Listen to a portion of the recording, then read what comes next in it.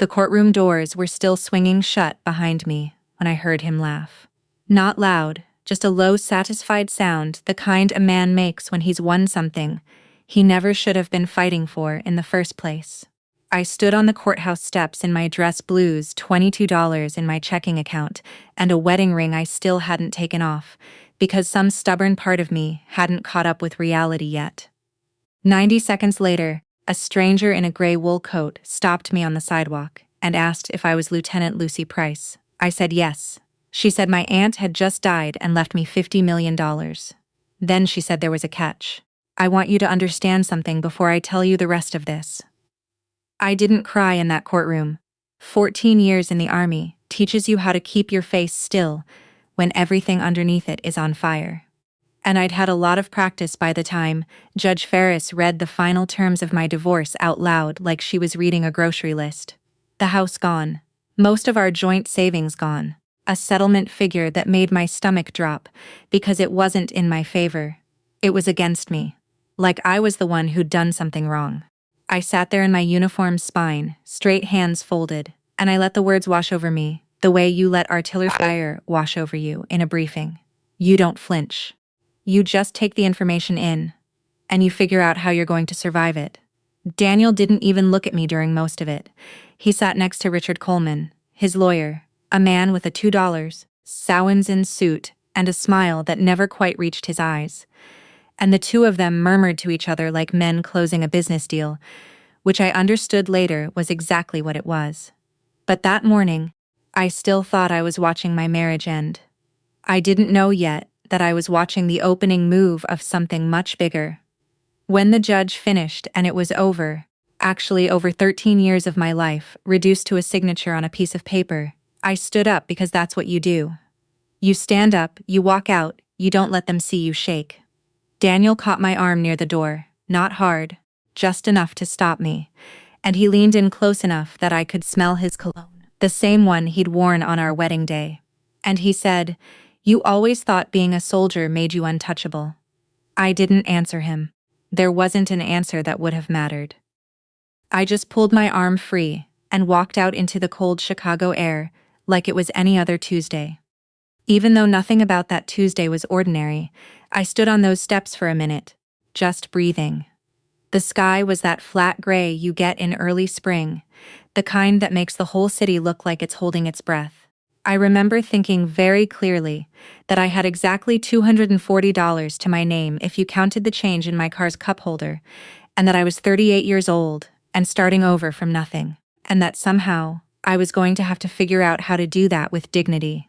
Because dignity was the only thing left that Daniel hadn't managed to take from me in that room. That's when I noticed her. A woman, maybe 60, 65, silver hair pulled back, neat a wool coat that looked like it cost more than my entire wardrobe, standing near the bottom of the steps, like she'd been waiting there specifically for me. She wasn't part of the crowd filing out of the courthouse. She was watching me the way you watch someone you've been sent to find. "Excuse me," she said, stepping forward. "Are you Lieutenant Lucy Price?" I nodded, wary. In my line of work, you learn to be careful about strangers who already know your name and your rank. "My name is Margaret Bell," she said. "I'm an attorney. I represent the estate of Eleanor Price." She paused, and something in her face softened the practiced compassion of someone who has delivered this kind of news more than once. "Your aunt passed away 6 days ago." I felt the ground tilt a little. Eleanor, my father's sister, the aunt in Chicago I hadn't seen in almost 4 years. Not since a wedding that felt like it belonged to someone else's life. We used to talk on the phone less and less, as the years went on, my fault as much as anyone's. The way distance just accumulates quietly until you look up and realize how much time has passed. I hadn't even known she was sick. "I'm so sorry," Margaret said, and I believed she meant it. "I know this is a difficult day for you already." She glanced just briefly toward the courthouse doors, toward where Daniel and Richard were still standing on the steps above us, and something in that glance told me she knew exactly what had just happened inside that building.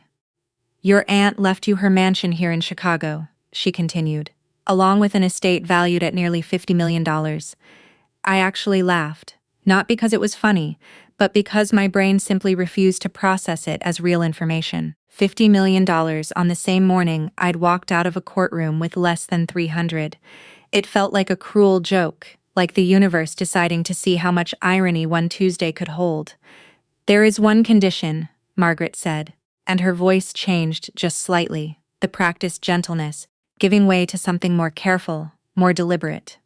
"What condition?" I asked. She looked past me again toward the courthouse. Steps toward the man I'd just divorced, and the lawyer who'd helped him take almost everything I had. And then she said the words that I would replay in my head for weeks afterward. Words that I didn't understand the full weight of until much, much later. "You cannot inherit a single dollar," she said, "unless you do exactly what your aunt asked you to do." I had no idea what that meant. I had no idea that the woman standing in front of me was about to hand me a wooden box that would unravel everything I thought I knew about my marriage, about my aunt, and about the very careful, very quiet war that had been waged against me long before I ever stepped foot in that courtroom.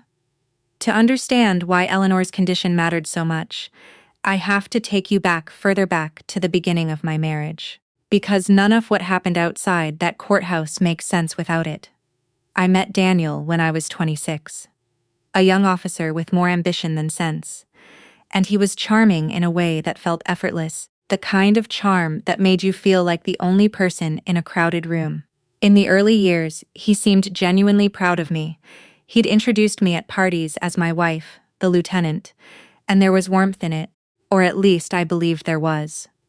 I was deployed twice in our first 6 years together, and both times he wrote me letters, real ones on paper, which felt old-fashioned and sweet in a way that made the distance easier to bear. But something shifted around year 8.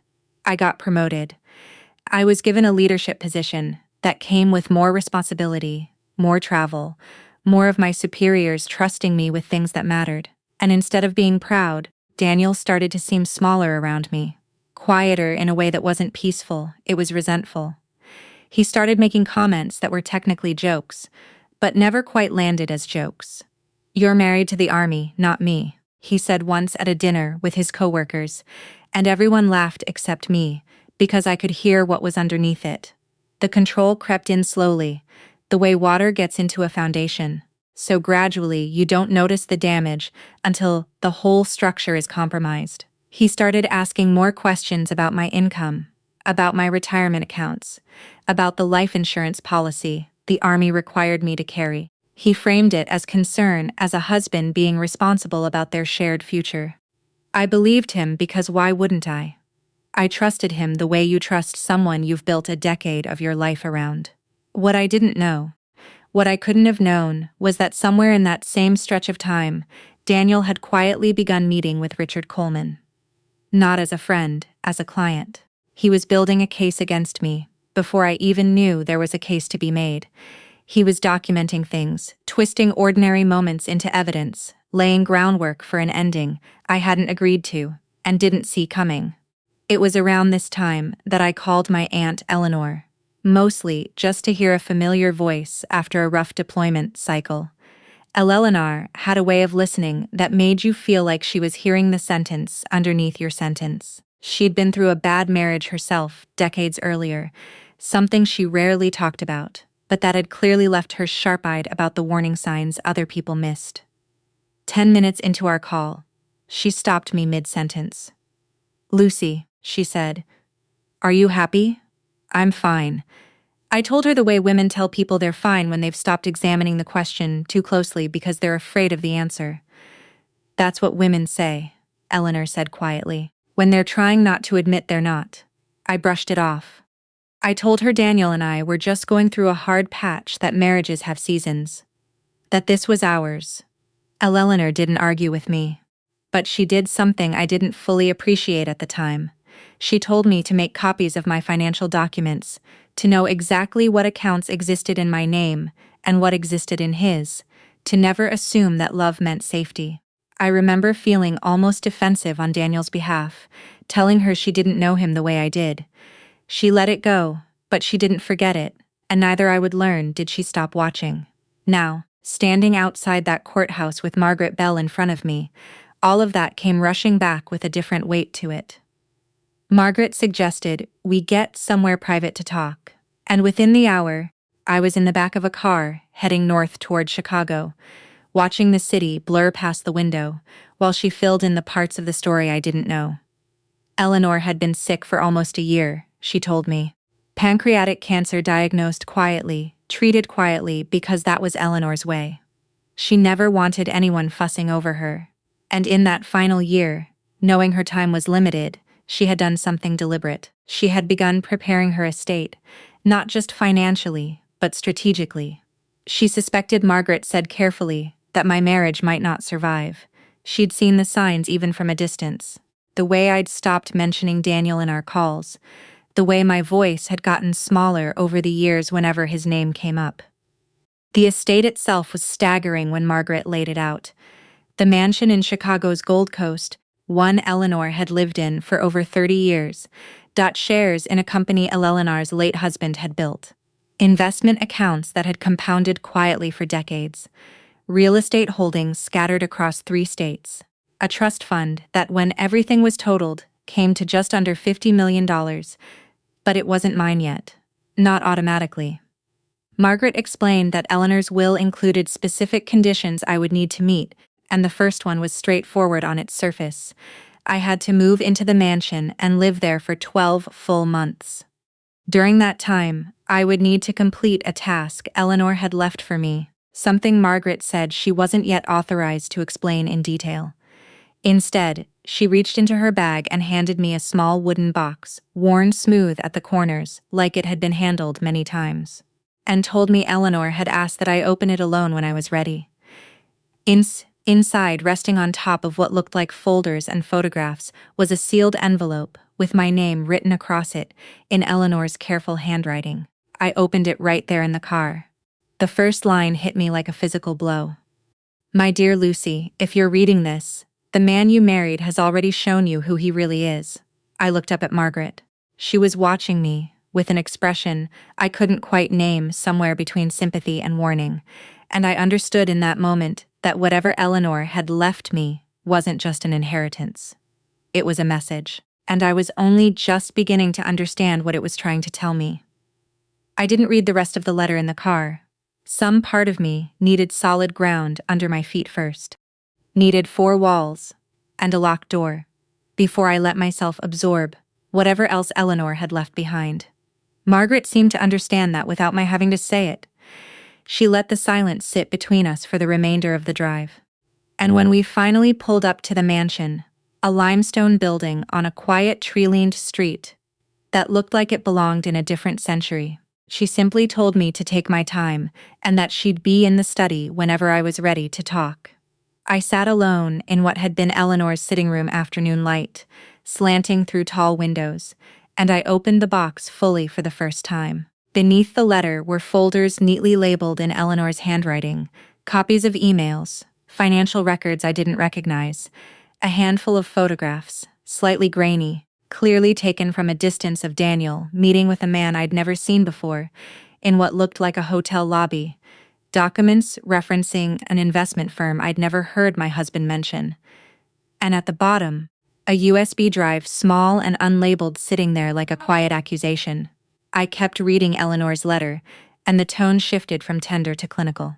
The way a woman writes, when she's forcing herself to stay factual about something that terrifies her. She wrote that she hadn't believed, not for a second, that my marriage had simply grown apart. The phrase Daniel had apparently used when he'd last spoken to her. Eleanor had never trusted easy explanations. She'd hired a private investigator almost a year earlier, not out of paranoia, she wrote, but out of something closer to instinct, the kind that comes from having survived her own version of a man who wanted more than he was willing to earn. What the investigator found had confirmed her worst suspicion. Daniel hadn't just been building a divorce case against me. He had also at some point learned about Eleanor. Not casually, deliberately. He'd made inquiries, subtle ones, about her health, about the value of her holdings, about whether she had children of her own who might stand to inherit ahead of me. He had, in other words, known long before I did, that there was a fortune sitting at the end of this story, and he had positioned himself accordingly. I sat very still with that information for a long moment, feeling something cold settle into my chest. And then, I remembered it. A memory that had been sitting dormant in the back of my mind for over a year suddenly sharpened into focus. We'd been at dinner maybe 18 months earlier, and Daniel had asked almost offhand, stirring his wine like the question meant nothing. "Your aunt really doesn't have children, does she?" I'd answered without thinking, said no. Eleanor never remarried after her husband passed, no kids. At the time it had seemed like idle curiosity. Now it felt like reconnaissance. Margaret came in partway through my reading, carrying 2 cups of tea. Neither of us touched and confirmed what the document suggested. Eleanor's investigator had traced a pattern of contact between Daniel and an outside party interested in acquiring property in the neighborhood. Property that included this very mansion. The offers had come in low, well below market value, dressed up as generous. Eleanor had turned them down without much thought at the time, assuming it was simple opportunism. She hadn't yet connected it to her nephew. My phone rang while I was still absorbing all of it. Daniel's name lit up the screen and my stomach dropped in a way that had nothing to do with grief and everything to do with dread. I almost didn't answer, but some stubborn instinct in me wanted to hear what he'd say, wanted to know how quickly he'd move. "Lucy," he said, his voice carrying that particular warmth he used when he wanted something. "I heard about your aunt. I'm sorry." A pause just long enough to feel calculated. "Whatever she left you, remember that we're still legally tied up financially. Some of those old joint accounts, the settlement terms, it's complicated." "We're divorced, Daniel," I said, keeping my voice as flat and even as I could manage. He laughed softly, the sound of a man who thought he still had the upper hand. "The divorce doesn't erase everything," he said. I hung up without responding, my hand shaking slightly, not from fear, but from the sudden sharp clarity of understanding exactly what he was doing. He wasn't calling to grieve with me. He was calling to stake a claim before the ink on the will had even dried testing. Whether there was still a door left open, he could push through. I went back to Eleanor's letter, and near the end, her handwriting grew smaller, more deliberate, like she'd been choosing every word with care. "Don't fight him with anger, Lucy," she'd written. "Fight him with proof," and then underlined twice. Do not tell Daniel anything about what is in this box. Not yet. Let him believe you know nothing." I sat with that instruction for a while, understanding for the first time that my aunt hadn't just left me money, she'd left me a strategy. That night, alone in the mansion study, I finally plugged the USB drive into an old laptop Margaret had left for me. A video file loaded, and Eleanor's face appeared on the screen, thinner than I remembered, sitting in this same room, speaking directly into the camera, with the steady composure that had defined her entire life. "Lucy," she said, her voice a little rougher than I remembered, but unmistakably hers. "If Daniel ever contacts you after my death, do not trust him." She paused, and something flickered across her face, something that looked almost like fear, which was strange to see on a woman I'd never once seen rattled. "Because he isn't the only person you need to worry about." The video ended there. The room went quiet except for the soft hum of the old radiator and the sound of my own heartbeat, which felt suddenly very loud in my ears. I sat in the dark for a long time after that, staring at the frozen last frame of my aunt's face, understanding that whatever was coming next was bigger than a bitter ex-husband trying to claw back what he'd already lost. I didn't sleep much that night. I kept the laptop open on the desk beside me, Eleanor's frozen face still on the screen, and I went through every document in that box until the sun came up over the lake. By morning, I had a legal pad covered in names, dates, and connections, the same way I used to build intelligence briefings back when I was still in uniform, treating my own marriage like a case file, because that was the only way I could keep my hands from shaking while I worked. Margaret and I sat down together in the study once she arrived, and we went through it, piece by piece. The photographs of Daniel meeting the unfamiliar man turned out to be more significant than I'd first understood. Margaret recognized the man immediately from a separate set of records Eleanor's investigator had compiled. His name was Grant Whitfield, and he ran a small but aggressive real estate acquisition firm that specialized in exactly the kind of undervalued, high-potential properties that made up a good portion of Eleanor's estate, including this mansion. What made my stomach turn wasn't just that Daniel had met with him. Snorts. It was who had introduced them. Richard Coleman, my ex-husband's divorce attorney. The same man who had stood beside Daniel in that courtroom, looking so satisfied with himself, had financial ties to Whitfield's firm.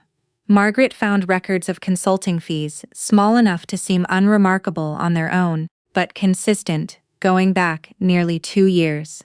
Here is what I started to understand, sitting in that study with the morning light coming through the tall windows. The divorce hadn't just been Daniel deciding he no longer wanted to be married to me. It had been the opening move in something larger. Push me out of the marriage while I still had assets worth fighting over. Weaken me financially and emotionally right as I was approaching what would eventually be a $50 million inheritance. And then, once I was disoriented and depleted, apply pressure to sell or sign away pieces of what I'd inherited before I fully understood their value. It was almost elegant in its cruelty. Divorce me first, so that by the time Eleanor's estate came into play, I'd be too exhausted, too financially strained, too eager for stability to think clearly about what I was signing. Eleanor, it turned out, had seen pieces of this coming long before I did. Margaret showed me records of a lowball offer Eleanor had received on the mansion nearly a year earlier. An offer she'd waved off at the time, as nothing more than an aggressive real estate agent testing the waters. She hadn't known then that it traced back to Whitfield, and through him to Richard, and through Richard to the man I was still on paper tangled up with financially. I remember sitting very still after Margaret laid all of this out, feeling something shift inside my chest, a kind of cold, clear resolve, replacing the numbness I'd been carrying since the courthouse. I had spent 13 years married to the man I thought I understood. And it was only now in the wreckage of that marriage that I was starting to see the actual architecture of what had been built around me the whole time. I want to be honest with you about something. There was a version of me that morning that wanted to call Daniel and scream at him, wanted to drive to wherever he was and demand to know how long he'd been planning this, how much of our marriage had been real, and how much had simply been reconnaissance. But Eleanor's voice kept coming back to me. Fight him with proof, not anger.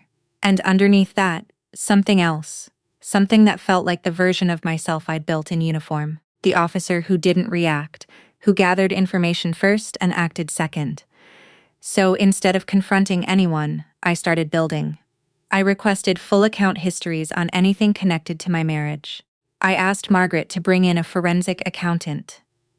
I began constructing a timeline cross-referencing dates from Daniel's emails against dates from the divorce proceedings, looking for the exact moment his behavior had shifted from a man drifting away from his marriage to a man actively engineering its collapse.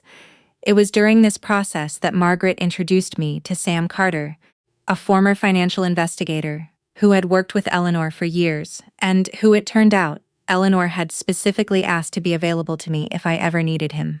Sam was in his 50s, quiet, the kind of person who listened twice as much as he spoke, and within an hour of meeting him, I understood why Eleanor had trusted him. Sam told me something that changed the entire shape of what I was dealing with. Eleanor, anticipating exactly this kind of scenario, had built protective language into the trust itself, a kind of legal tripwire.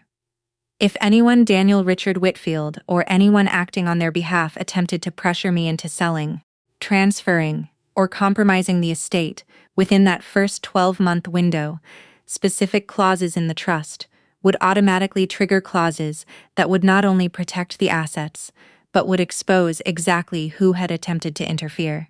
My aunt, it turned out, hadn't just left me money. She'd left me a trap built with the same patience and precision she'd used to build everything else in her life. And she'd built it specifically with Daniel in mind, even if she'd never had the chance to prove exactly what he'd done. Then Sam handed me one more piece of evidence, something Eleanor's investigator had obtained in the final weeks before her death. An audio recording a conversation between Daniel and Richard. The two of them speaking with the kind of casual confidence men have when they don't think anyone else is listening. I sat in that study, and I listened to my ex-husband's voice come through the speaker calm, almost pleased with himself. Once she gets the inheritance, he said she'll have nowhere left to run. I didn't cry when I heard it. I didn't feel the urge to. Something in me had already moved past the grief of that sentence and into something steadier, something that felt for the first time since I'd walked out of that courthouse, like the ground under my feet again. Then let's see, I said quietly to no one in particular, where they run when the truth comes out. I want to tell you something about how I was trained to fight because it matters for what happened next. In the army, they don't teach you to charge in swinging. They teach you patience. They teach you that the person who moves first out of anger usually loses. And the person who waits, who watches, who lets the other side reveal their hand, that person walks away standing. That was the lesson I carried into the weeks that followed. And it was the lesson that let me sit across from Daniel and Richard and let them believe for a little while longer that I was exactly as lost and desperate as they wanted me to be. I stopped returning Daniel's calls right away. I let a day pass, then too long enough that when I finally did pick up, my voice sounded tired and uncertain, which wasn't entirely an act. Some of it was real. But I let him hear more of it than there actually was. He softened immediately the way people do when they think they found a crack to work with. He told me he was worried about me. He said he just wanted to make sure I wasn't overwhelmed by everything happening with the estate.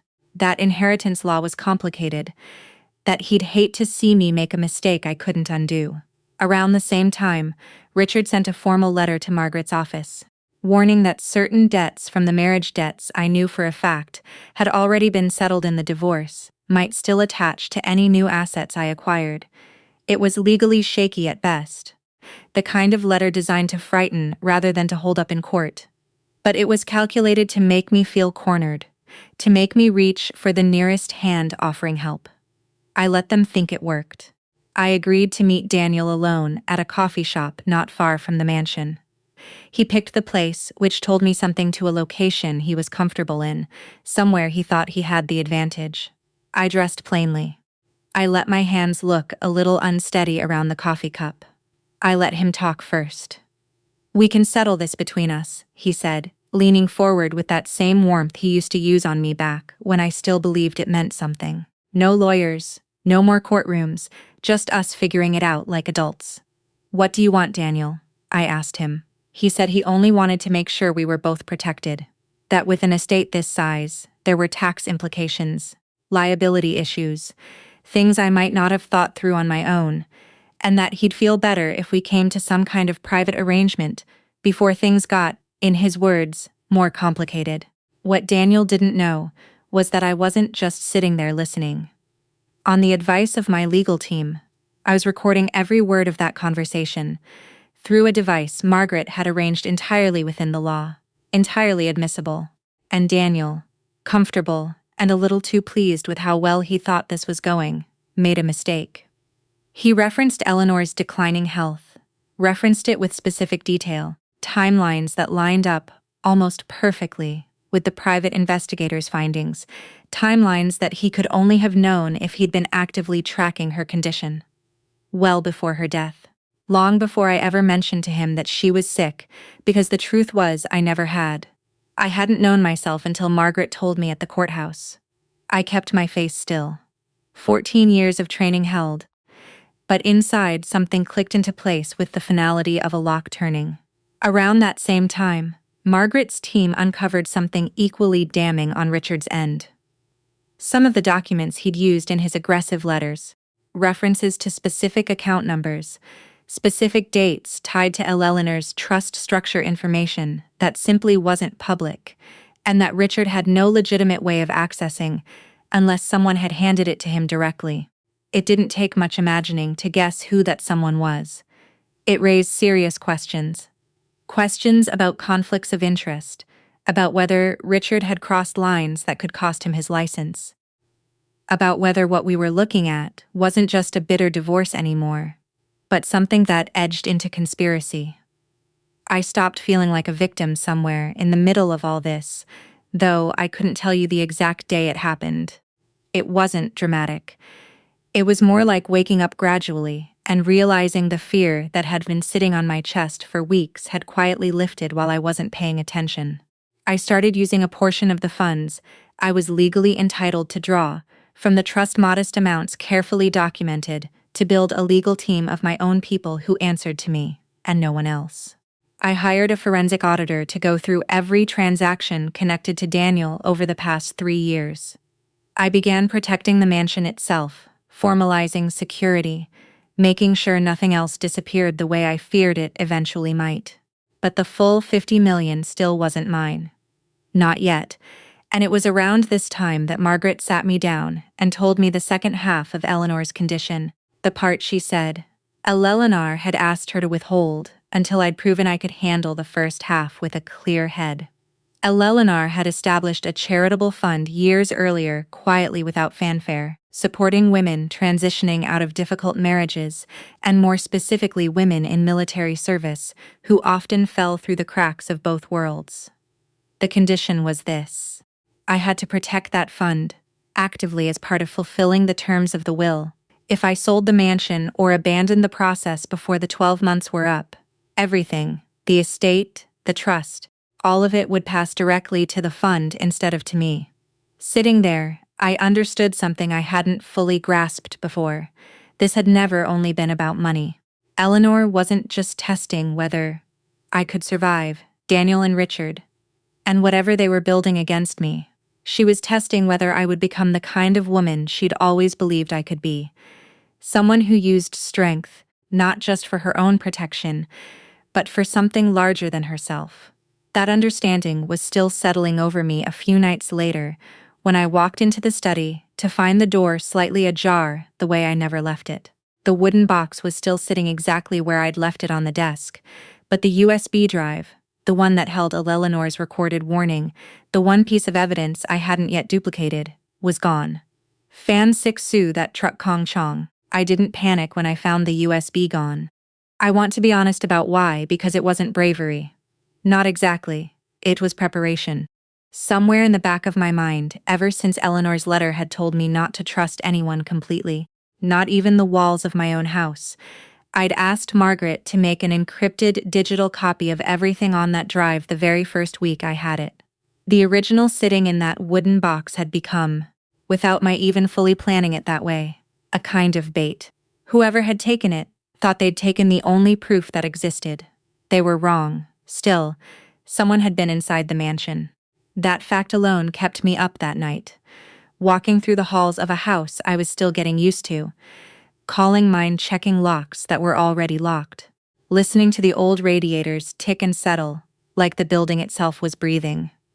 In the morning, Sam Carter came by, and together we pulled the footage from the security cameras Margaret had quietly installed around the property not long after I'd moved in. A precaution Eleanor herself had apparently requested be arranged the moment the will was finalized. The footage was grainy but usable.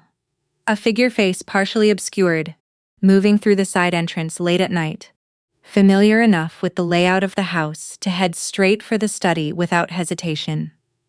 Sam ran the timestamp against phone records we'd already gathered as part of the broader investigation, and the trail led, not surprisingly anymore, back to someone connected to Richard's office. It wasn't Daniel himself in the footage, but it didn't need to be. The connection was enough. We turned everything over to the authorities at that point. The footage, the encrypted files, the financial records Sam and the forensic accountant had spent weeks assembling. I remember sitting in Margaret's office while she made the calls, feeling strangely calm. The way you feel calm in the middle of a mission, when all the planning finally gives way to execution, and there's nothing left to do but let the process unfold.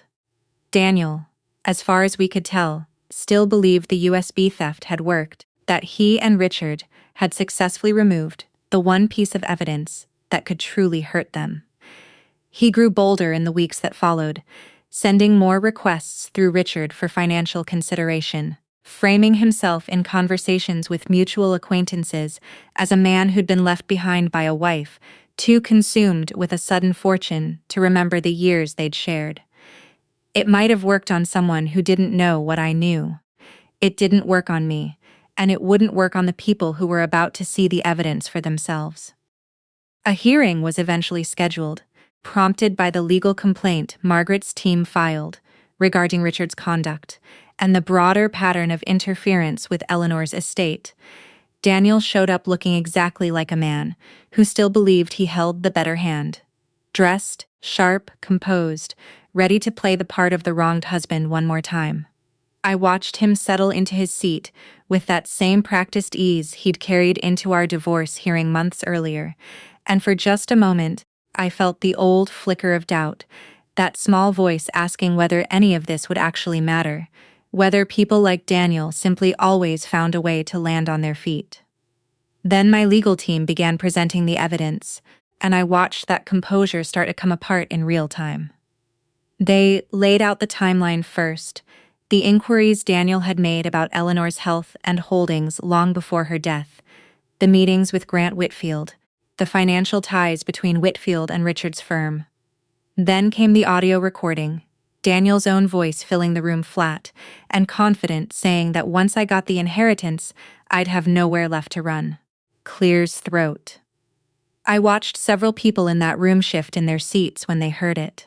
Watched the color drain slightly from Richard's face as he realized exactly how much had been documented, how much he'd allowed himself to believe would never surface. Richard tried to argue procedure, tried to suggest the recordings had been obtained improperly. But Margaret had been meticulous, every step handled within the boundaries of the law. Every piece of evidence gathered in ways that would hold up to exactly this kind of scrutiny. I could see it on his face the moment he understood. There was no clever objection left to make, no version of this hearing where he walked out with his reputation intact. I didn't say much during any of it.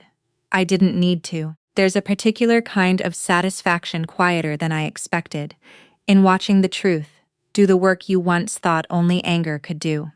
I'd spent so many nights in the early weeks after the divorce imagining confrontations, imagining the things I'd say to Daniel if I ever got the chance. And none of those imagined speeches came close to the weight of simply sitting still while evidence dismantled his version of events, piece by piece. After the hearing out in the hallway, Daniel caught up to me one more time. Something in his posture had changed. The confidence gone slack, replaced by something almost bewildered, like a man trying to understand how a plan that had seemed so solid could have failed so completely. "Why didn't you just tell me about the inheritance?" he asked, and there was something almost wounded in his voice, as if I owed him an explanation. I looked at him for a long moment before I answered, thinking about Eleanor's letter about the months of quiet work it had taken to get to this exact hallway, this exact conversation. "Because you taught me something," I said. "What?" he asked.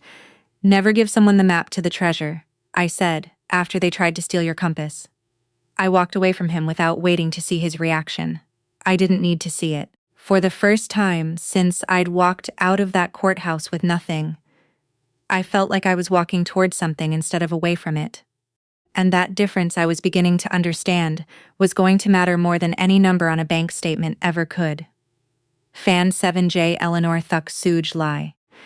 The 12 months passed slower than I expected in some ways, and faster than I could have imagined in others. There were quiet mornings in that mansion when I'd walk through rooms Eleanor had once filled with her presence, running my hand along furniture she'd chosen decades earlier, feeling less like an heir moving into someone else's life, and more like a woman slowly growing into the shape of who she was meant to become. There were also hard months. Months of depositions and legal filings, of watching Richard's law license come under formal review, of learning just how far Daniel and Richard had been willing to go before they were finally stopped. But I made it through one deliberate day at a time, the same way I'd made it through deployments, the same way Eleanor, I suspected, had made it through whatever had shaped her into the woman who built a legal trap this precise, from beyond the grave. When the 12 months finally ended, Margaret sat with me in Eleanor's study, the same room where I'd first opened that wooden box and confirmed that every condition of the will had been met. I had lived in the mansion for the full year. I had protected the charitable fund, not just preserved it, but actually grown it, working with Sam and a small team to expand its reach in ways I don't think even Eleanor had anticipated. The estate transferred to me fully and formally through the trust. Nearly $50 million, a number that still didn't feel entirely real, even as I signed the paperwork that made it official. But I need you to understand that the money wasn't the part that broke me open that day. It was the final letter. Margaret had been holding it per Eleanor's instructions to be delivered only once every condition had been satisfied. Only once she was certain I'd actually walked the entire path rather than simply inherited the destination. I opened it alone that evening, sitting in the same chair where I'd first read her handwriting all those months ago, and this time her words felt less like a warning and more like an embrace. She wrote that she'd known long before I did, that I would face a moment where it felt like I'd lost everything that mattered. She wrote that she'd lived through her own version of that moment decades earlier. A marriage that had tried to convince her she was worth less than she was, and that watching me walk that same road, even from a distance, even through infrequent phone calls and the occasional worried instinct, had broken her heart in a way she'd never fully told me while she was alive. She wanted me to understand something specific, something she underlined twice in her careful handwriting. Losing a marriage does not mean losing your worth. She hadn't left me this fortune so that I could punish Daniel, so that I could build some elaborate revenge and call it justice. She'd left it to me so that I would never again have to make a decision, financial or otherwise, out of fear, so that I would never sit across from a man who wanted to diminish me and feel like I had no choice but to accept it. Daniel in the end lost far more than he gained. Every advantage he tried to claw out of our divorce evaporated once the truth of his conduct came to light. The legal consequences for Richard continued unfolding for months afterward, his firm's reputation collapsing under the weight of what the investigation uncovered: his partnership with Whitfield, exposed in ways that closed doors he'd spent years opening. Daniel, I heard eventually through snorts, the kind of second-hand channels that always seem to carry this news, whether you want them to or not, had moved out of state, starting over in a much smaller life than the one he'd tried to engineer for himself. I think about that moment on the courthouse steps. Sometimes the man who told me I always thought being a soldier made me untouchable, as if that had been an insult, instead of the truest thing anyone had said about me in years. He thought I was walking away with nothing. He had no idea that walking away with nothing was exactly the moment my life actually began. I stood at the window of the mansion on my last evening before the anniversary officially passed, looking out over the Chicago skyline, my old dress uniform hanging pressed and ready in the closet behind me. A photograph of Eleanor sitting on the desk where I could see her every time I looked up from my work. I spoke out loud, even though there was no one else in the room, because some things need to be said even when no one's there to hear them. You were right, Aunt Eleanor, I said. I didn't need revenge. I needed the truth. In the months that followed, I used part of the estate to expand Eleanor's fund significantly, building it into something that could reach further than either of us had originally imagined. Support for women transitioning out of military service, support for women leaving controlling marriages, emergency financial assistance for military families facing the kind of quiet, invisible hardship that so rarely makes headlines. It felt like the truest way to honor what she'd actually left me. Not the number in the bank account, but the responsibility that came with it. I walked out of that mansion on a clear morning, not long after the first genuinely warm day of spring, and for the first time in longer than I could remember, I didn't look back over my shoulder on my way out the door. Daniel had taken almost everything he could get his hands on, but he never touched the one thing that actually mattered. And he never would. The inheritance wasn't the biggest gift my aunt ever gave me. The biggest gift was that I finally understood exactly what I was worth, and no courtroom, no ex-husband, and no amount of betrayal would ever be able to take that away from me again. If this story moved you, I want to know where it found you. Drop a comment below and tell me what part hit you the hardest.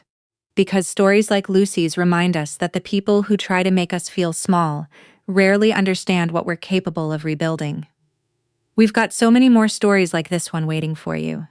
So, make sure you subscribe so you never miss a moment like this. Let's keep this journey going. The night my sister became a partner, my father looked me in the eye and told a room full of strangers that I still served in the army, like it was a disease I hadn't recovered from yet. 20 minutes later, a 2-star general crossed that ballroom, shook my hand, and said 4 words that turned every head in the room. Major Caldwell, good evening. My brother-in-law's face went white. My sister's champagne glass stopped halfway to her lips. My father just stood there staring at me like he'd never seen me before in his life. But to understand why that moment mattered, you have to go back 8 years to the dinner where my father told me not to come home unless I'd failed. I was 24 years old, standing in my parents' dining room, watching my father raise a glass of red wine to my sister like she'd just cured cancer instead of landing her first job out of law school. A toast, he said, and his voice had that particular warmth he saved for moments he wanted remembered. To Rebecca, someday she's going to make partner. Everyone clapped. My mother, who passed 2 years before that, would have clapped loudest. I clapped too, because I loved my sister, and I still believed back then that there was enough room in that family for 2 kinds of pride. Then it was my turn to share news, and I made the mistake of thinking my father wanted to hear it. I told them I'd decided to commission as an officer, that I'd been accepted, that I was leaving for training in 6 weeks, that I'd thought about this for over a year, and I was certain. The room went quiet in a way that still lives somewhere in my chest. My father laughed first, a short, disbelieving laugh like I'd told a joke he hadn't quite caught the punchline of. When he realized I was serious, the laugh disappeared, and something colder took its place.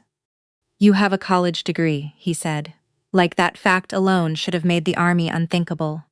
Like a degree was a passport out of anything difficult, and I'd chosen to hand mine back. I tried to explain. I told him I wanted a career that meant something that demanded something real from me, that I didn't want to spend my life behind a desk, wondering if I'd ever actually been tested. He wasn't listening. I could see it in his eyes. He'd already sorted us into 2 boxes before I finished the sentence. Rebecca successful, Teresa throwing her life away. Rebecca laughed too, not unkindly, but not kindly either. Well, she said, swirling her wine, at least you won't have to worry about picking out work outfits every morning. The table laughed with her. I remember smiling because I didn't know what else to do with my face. I didn't argue that night.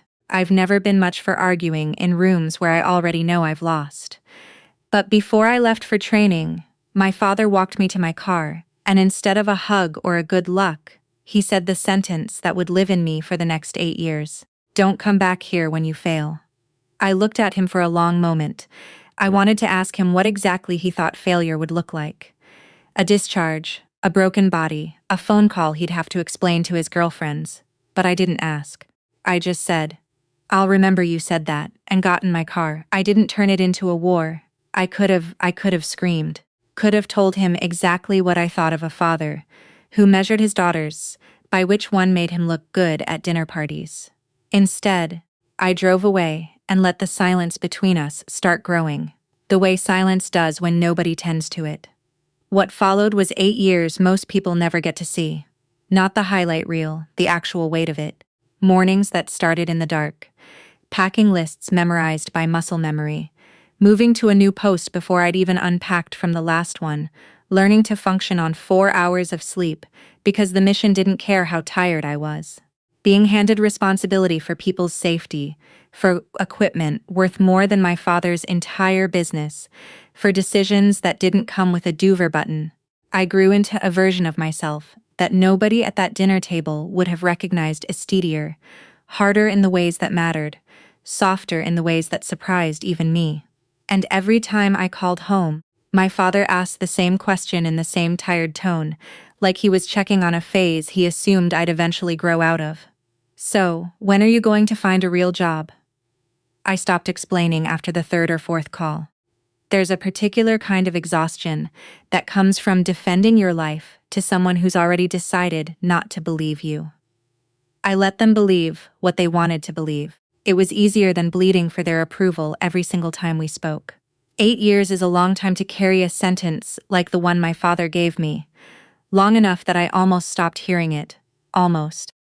Then on an ordinary Tuesday, a thick cream-colored envelope showed up in my mailbox, formal heavy cardstock gold lettering. The kind of invitation that cost someone real money to print. Inside was a request for my presence at a celebration Rebecca had made partner. Exactly the future my father had toasted to 8 years earlier, arriving right on schedule. But when I turned the envelope over to see who'd sent it, the name on the return address wasn't my father's. And it wasn't my sister's either. The name on the envelope belonged to my Aunt Margaret, my father's younger sister, the one person in that family who never let 8 years of silence turn into 8 years of forgetting me. Margaret was past 60 by then, sharp as ever, with the kind of directness that used to embarrass my father at holidays. She was the only one who called on my birthday without me having to remind anyone it was coming. Inside the invitation, she'd tucked a small note in her own handwriting, the ink slightly smudged like she'd written it in a hurry before she lost her nerve. "You're still a Caldwell," it said. "Don't let them make you forget that." My first instinct was to decline, not out of spite, out of something closer to self-preservation. I didn't want to walk into a room built entirely around celebrating my sister and somehow become the story of the night. I didn't want to give my father the satisfaction of watching me hover at the edges of a success he never imagined I'd have to witness up close. Margaret called before I could write back my regrets. She didn't ask how I was doing. She got straight to it the way she always did. She told me my father had spent weeks telling anyone who'd listen that one of my kids really knows how to make something of her life. She said it slow, so I'd catch exactly which kid he meant. I already knew. Then she asked me the question that actually changed my mind. How many more years are you going to keep avoiding a room just because they happen to be standing in it? I didn't have an answer for her, so I said I'd go. While I was making that decision on the other side of the family, my sister's husband was doing what he always did, holding court. Daniel Hayashad, a gift for turning any social gathering into an opportunity to remind people what he did for a living. Vice President of Business Development at Egypt Meridian Solutions, a company that supplied logistics services and equipment under government contracts. He liked dropping phrases like Pentagon clients and 8-figure contracts into conversations that had nothing to do with either. My father ate it up every time. To my father, Daniel represented everything. He respected a man in a good suit closing deals with the government, shaking hands that mattered. He used to introduce Daniel at parties with real pride in his voice. Daniel works directly with the military at a pretty high level. The irony never seemed to occur to him that a man selling services to the military somehow impressed him more than his own daughter, who'd spent 8 years serving in it. Rebecca had absorbed that same blind spot without questioning it. In her mind, I was still the sister who'd wasted a perfectly good degree, chasing something none of them understood. But there was something happening in my life that none of them knew about, something I hadn't mentioned to a single member of my family, not even Margaret. For the past several months, I'd been part of a working group reviewing certain issues tied to contract performance and procurement compliance routine, oversight work, the unglamorous backbone of what I actually did in logistics, and a name had crossed my desk more than once in recent weeks, buried in paperwork nobody outside a very small circle was supposed to be discussing yet. Aegis Meridian Solutions, Daniel's company. I want to be honest about what I knew and didn't know, because the truth is more interesting than the version where I secretly had my brother-in-law under a magnifying glass. I hadn't personally investigated Daniel. I didn't have some file with his name circled in red, but I knew the company was under scrutiny. I knew certain records had been flagged and pushed up the chain for closer review. I didn't yet know how deep Daniel's fingerprints went into whatever mess was unfolding. What I did know was enough to make me very careful about what I said and to whom and when. I told no one in my family. Not because I was protecting Daniel. I owed him nothing, but because I understood the difference between what I knew professionally and what I had any right to discuss at a dinner party. That line mattered to me, even if nobody else in that family had ever bothered to draw one. The night of the celebration, I stood in front of my closet for longer than I want to admit, finally choosing a simple dark dress instead of anything that even hinted at a uniform. I wanted to walk into that ballroom as somebody's little sister.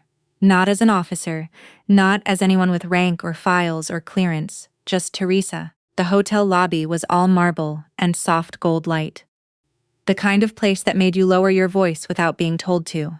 A young woman at a check-in table ran her finger down a printed guest list, searching for my name. When she found it, she paused just slightly, just long enough for me to notice. "Caldwell," she said, glancing up. "Teresa Caldwell?" I nodded. She smiled, but there was something careful in it, something I couldn't quite place yet. "Someone's expecting you," she said, and gestured toward the ballroom doors, like she knew something I didn't. I had no idea walking through those doors just how right she was. Margaret found me before I found her cutting through the crowd in a deep green dress, arms already open.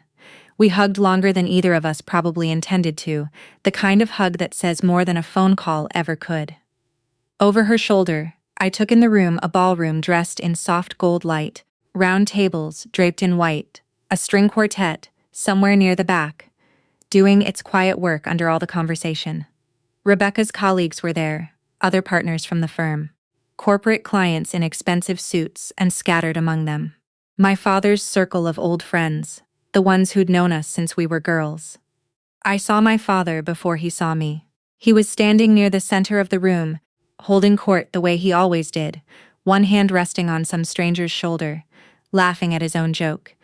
Then his eyes moved past the stranger and landed on me, and I watched his whole face change in real time. The smile didn't fade slowly, it just stopped. He crossed the room toward me, and for one absurd second I let myself hope he might hug me. He didn't. No embrace, no handshake, not even a nod. Just 4 words, flat and cold. "Who invited you?" "Aunt Margaret," I said, keeping my voice even. He turned to glare at his sister, and I watched Margaret meet that look without flinching, the way only someone who's known a person their whole life can. Then Rebecca appeared beside him, stunning in deep blue arms crossing over her chest before she'd even said hello. "Teresa, tonight is about my career." "I know," I said. "Then why are you here?" "To congratulate you." She looked me over top to bottom, the way you'd size up someone who'd wandered into the wrong wedding. Then she said, quiet enough that it was meant to be private, but loud enough that the people nearest us heard it anyway. "She doesn't belong here." My father said nothing. That silence hurt more than anything either of them could have said out loud. Somebody nearby asked him out of polite curiosity what I did for a living. He answered before I could open my mouth. "She's still in the army."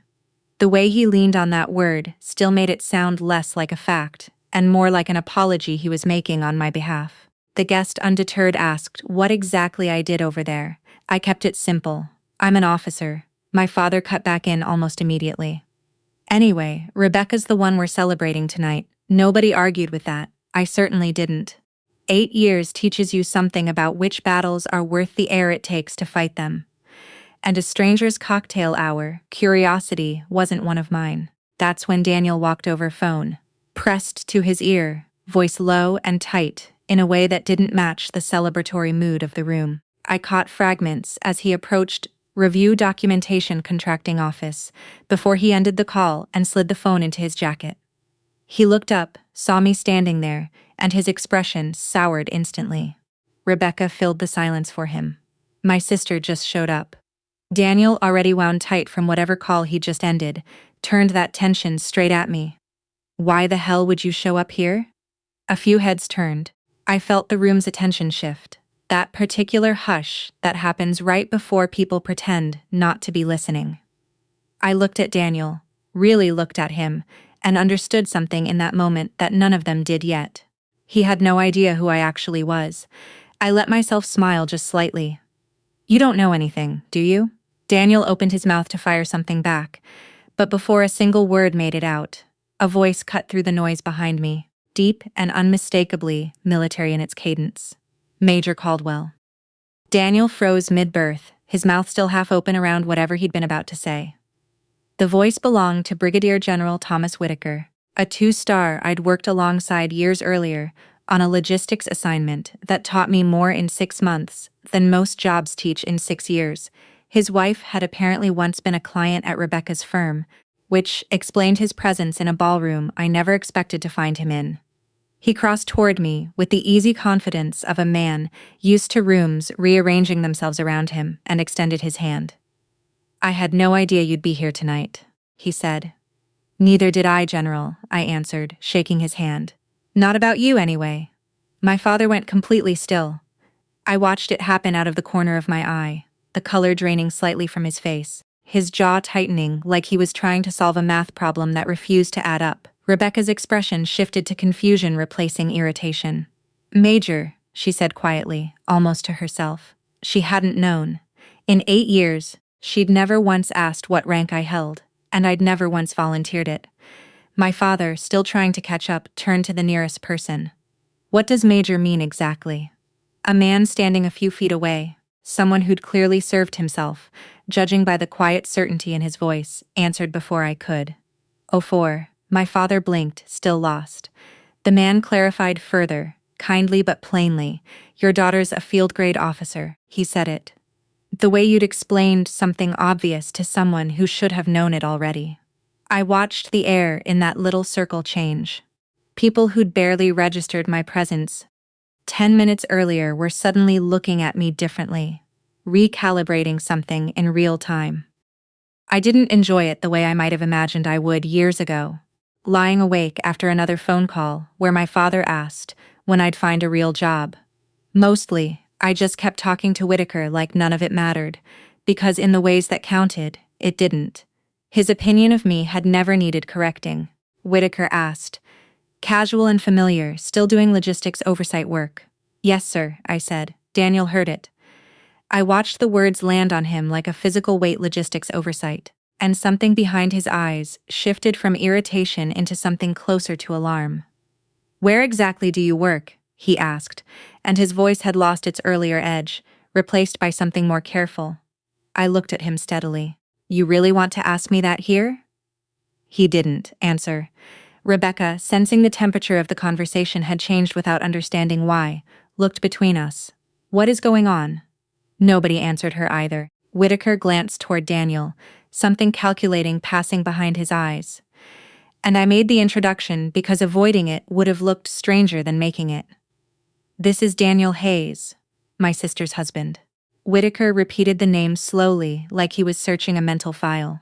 "Hayes." A pause, then something settled into place behind his expression, and Daniel's face went the color of the tablecloths.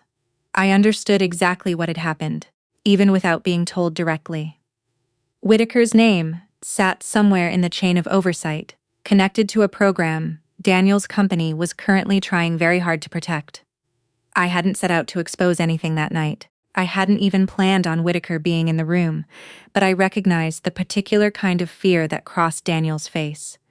The fear of a man realizing the walls of his carefully built world had just gotten a lot thinner.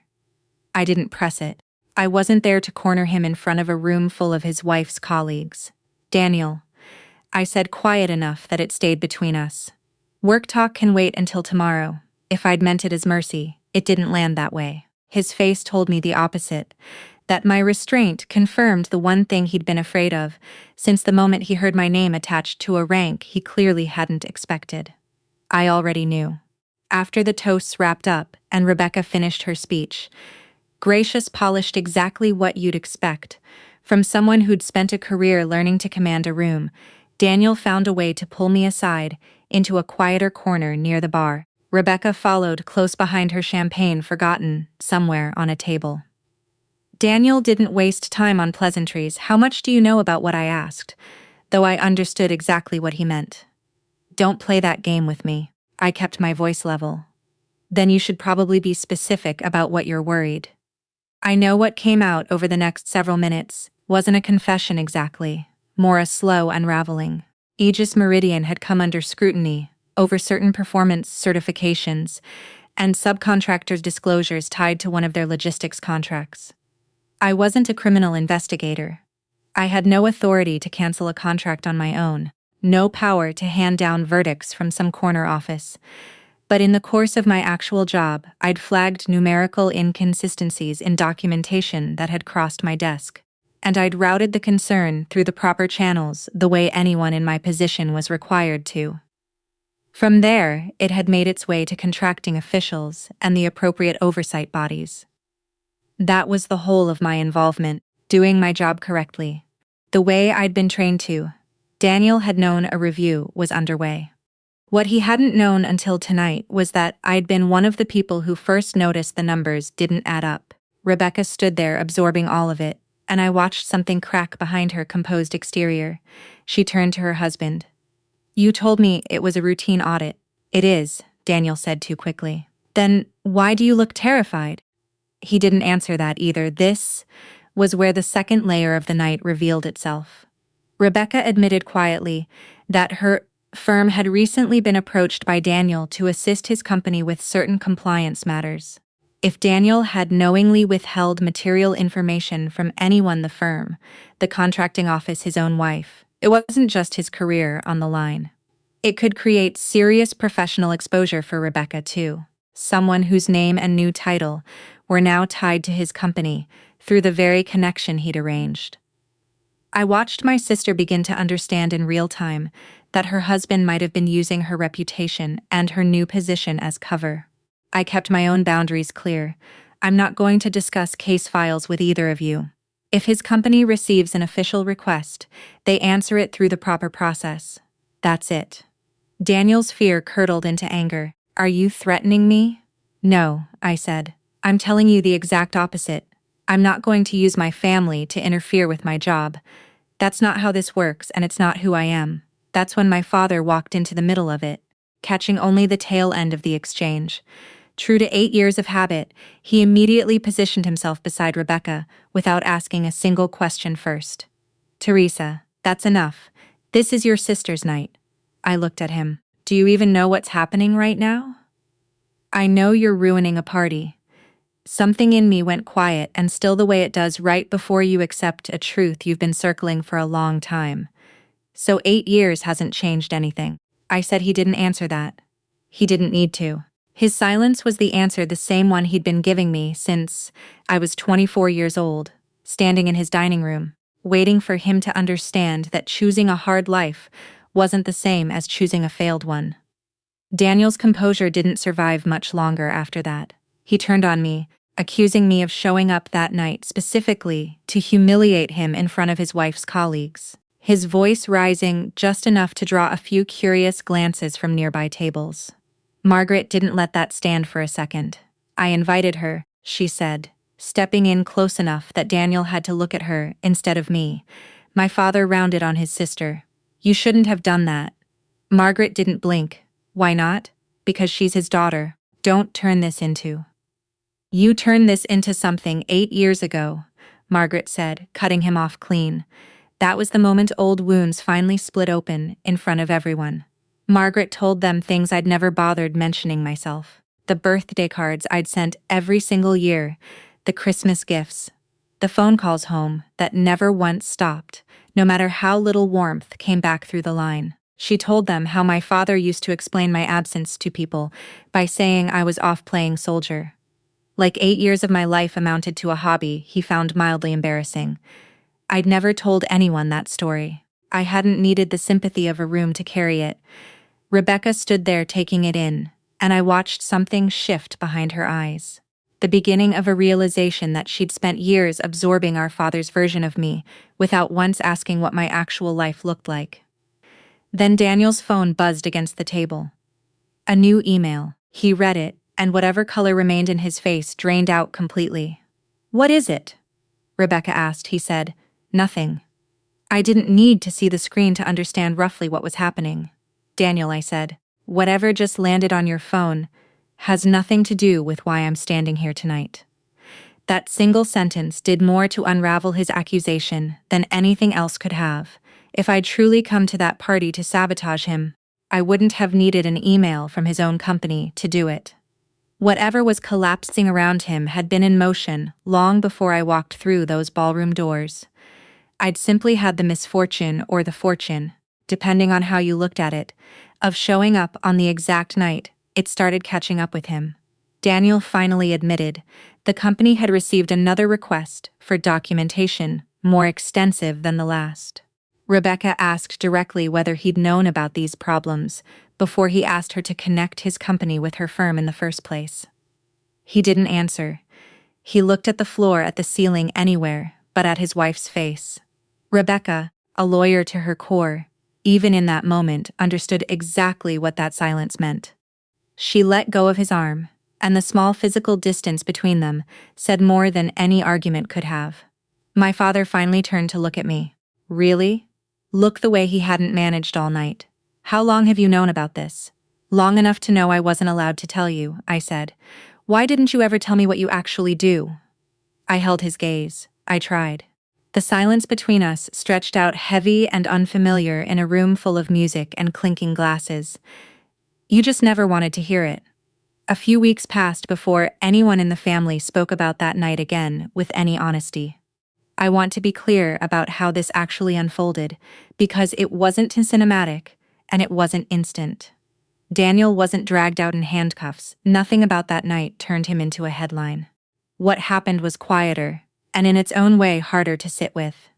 The review into Aegis Meridian continued through the proper channels, moving at the deliberate pace those things move at. Daniel was placed on administrative leave, while the company sorted through its own internal accounting of what he had and hadn't disclosed.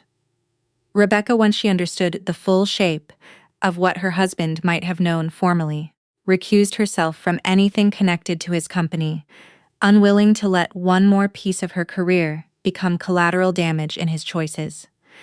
Their marriage didn't survive the aftermath easily. I won't pretend I know every detail of what happened behind their closed doors in the weeks that followed, because that was never mine to know. What I do know is that Rebecca called me one evening, her voice smaller than I'd heard it in years. I'm sorry, she said.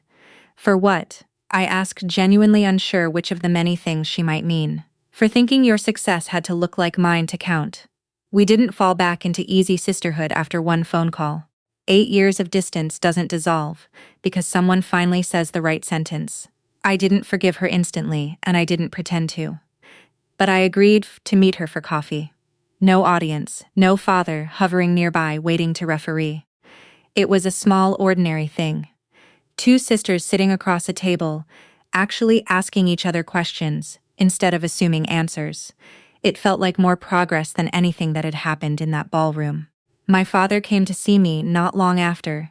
No party this time, no crowd of witnesses to perform for, just a 64-year-old man sitting across from me in my apartment looking older than I remembered. Finally reckoning, with 8 years he couldn't get back.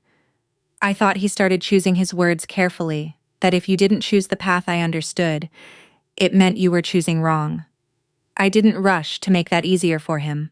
I let him sit in it. You didn't need to understand the army, I said. You just needed to respect me. He nodded slowly, and something in his face looked genuinely worn down, not performing regret, but actually carrying it. Then he repeated the sentence that had lived in me for 8 years, the one I'd never once forgotten, no matter how far I moved or how many ranks I earned.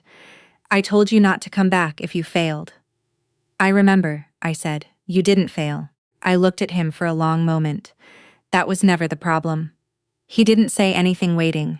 The problem was, you only thought I deserved to be your daughter if I succeeded the way you wanted me to. He had no answer for that. There wasn't one that would have made it smaller or easier to hear, and to his credit, he didn't try to manufacture one. Snorts. I stood to leave, and just before I reached the door, he asked, quiet and unsure in a way I'd never heard from him before. Do I still have a chance to fix this? You do, I said, but you're starting from zero. Months later, I invited him to an event with my unit. Nothing formal, just a gathering where families were welcome. He asked if he could come, and I said yes. He sat among spouses and parents of the people I served with. And for the first time in his life, he watched the world I'd spent 8 years building instead of hearing about it, secondhand through a phone call he half listened to. Nobody there knew he'd once told me not to come home. Nobody needed to. When I was recognized that evening for something our unit had accomplished, I looked out and saw him standing clapping his face, doing something I hadn't seen it do in a very long time. I didn't feel victorious. I felt something quieter than that relief mostly. Because the real revenge, if you could even call it that, was never about watching Daniel unravel or making Rebecca question herself, or forcing my father to bow his head in some public reckoning. It was simpler than any of that.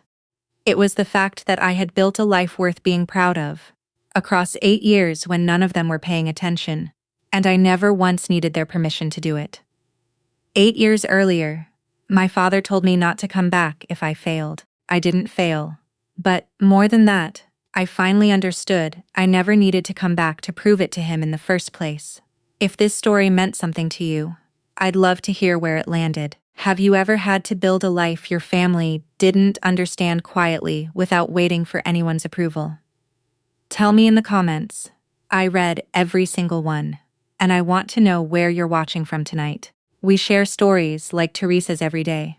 Real conflicts, real families, real reckonings. So if this one stayed with you, subscribe and stay close, because there are so many more good journeys like this one waiting for you.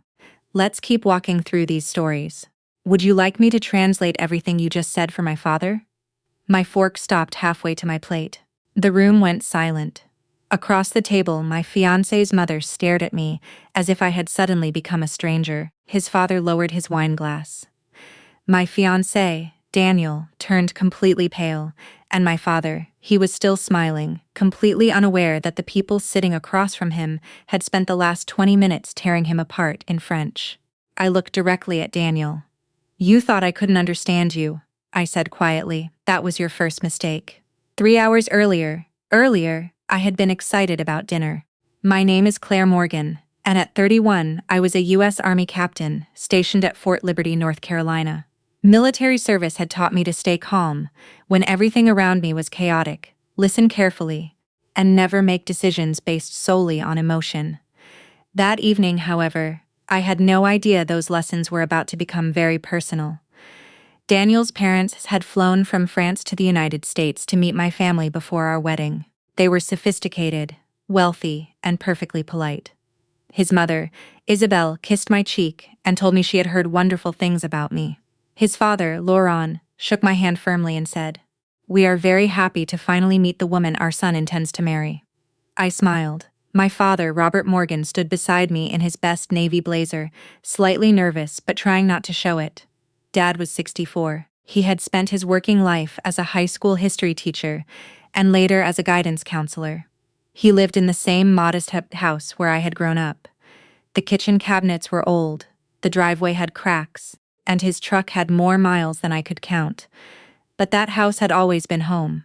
My father had raised me after my mother died when I was 17. He worked extra hours, learned how to cook badly, sat through my late-night college applications, and never once complained when I told him I wanted to join the army. He wasn't rich, but he had given me something I considered priceless. He had taught me that a person's character mattered more than their bank account. Dinner began beautifully.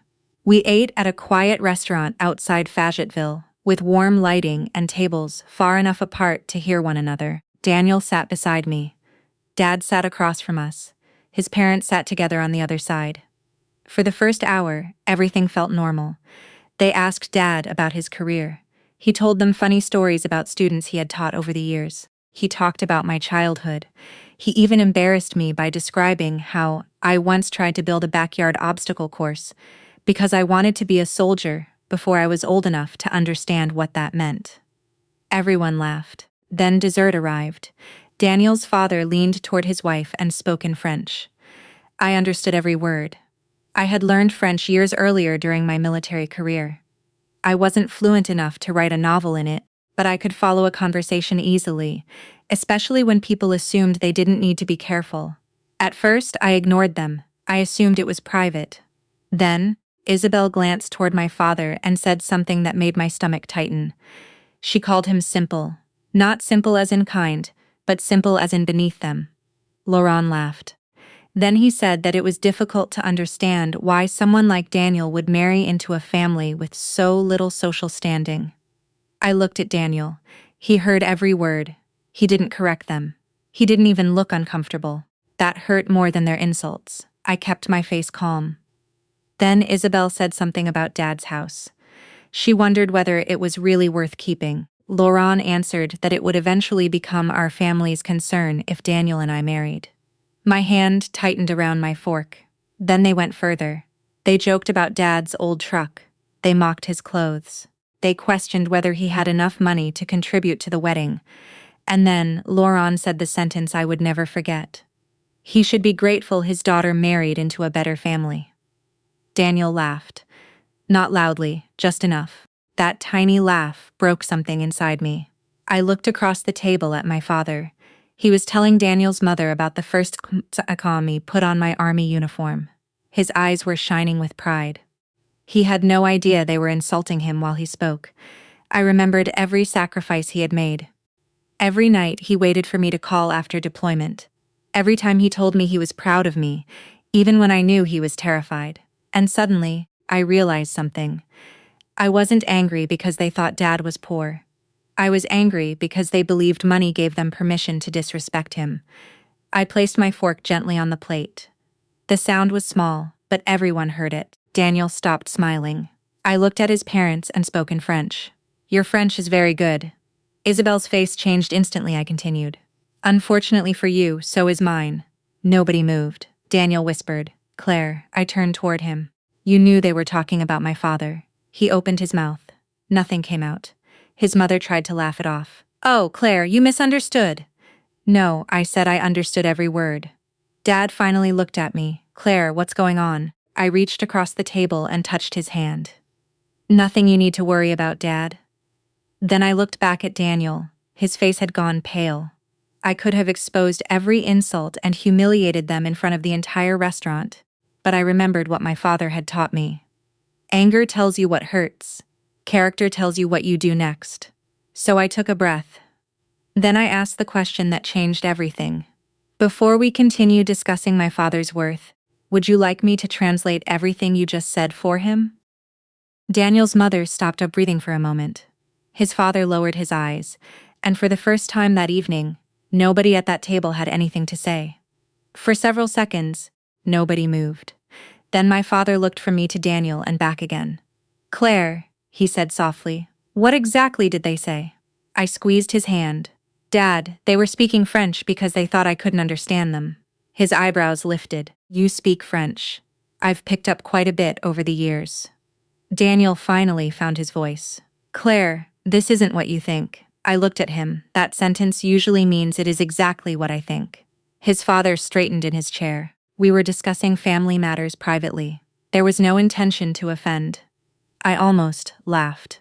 Then why were you discussing my father's house, his finances, and what he might leave me after he dies? That ended the argument. My father's face changed. Not anger, hurt. He slowly pulled his hand away from mine and looked down at the table.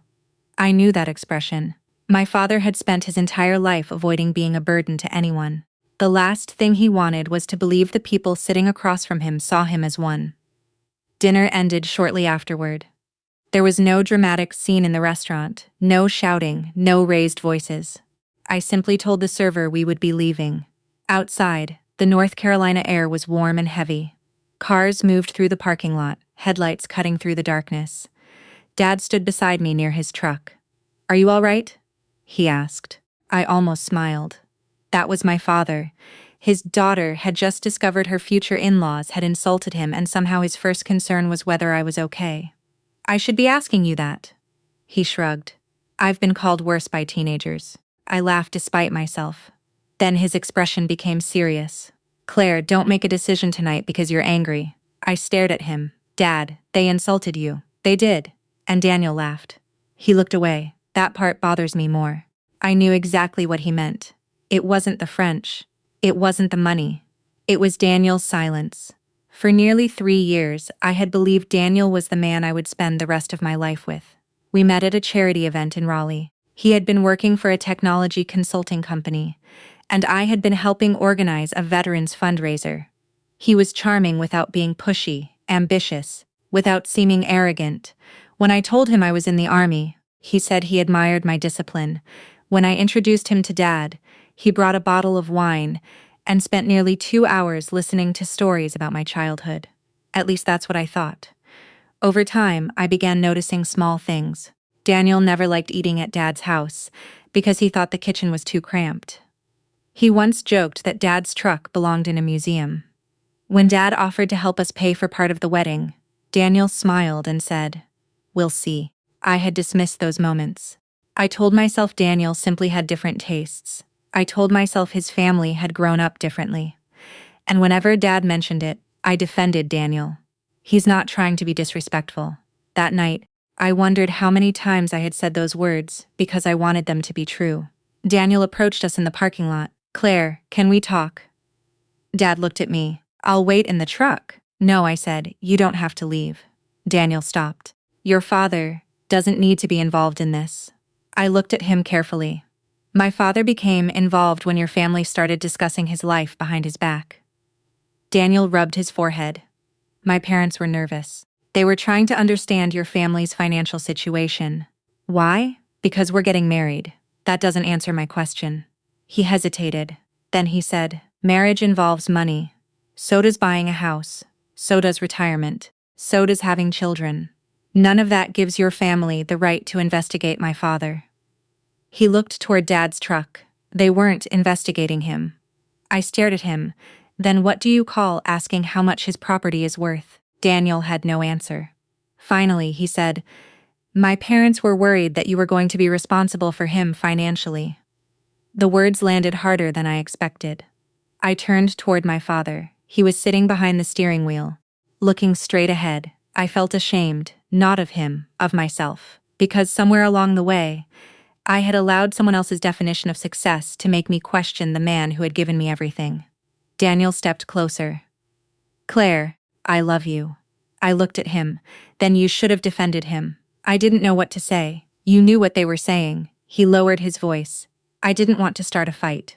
I nodded slowly. "That tells me everything." He looked confused. "What does it tell you that keeping the peace mattered more to you than protecting the person who raised the woman you're planning to marry?" Daniel's expression hardened. "You're making this bigger than it is." I felt something inside me go completely still. That sentence reminded me of every briefing I had ever attended. In the military, you learn quickly that small problems rarely remain small when everyone keeps pretending they don't exist. I had seen how ignored warnings could become emergencies, and now I was looking at my own life the same way. "I need space," I told him. "Claire." "No." He stopped. "I don't want another explanation tonight." Dad finally opened the truck door. I walked over and hugged him. He held me tightly. "You don't have to protect me from everything," he whispered. "I know." "Then don't let this become about me." I pulled back and looked into his eyes. "It isn't about you, Dad." He waited. "It's about what kind of man I almost married." That night, I drove home alone. Daniel sent 7 messages before midnight. The first said he was sorry. The second blamed his parents. The third said he had been embarrassed.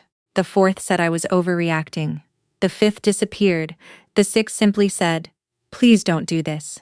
The seventh came at 1:13 a.m. "You don't understand how my family works."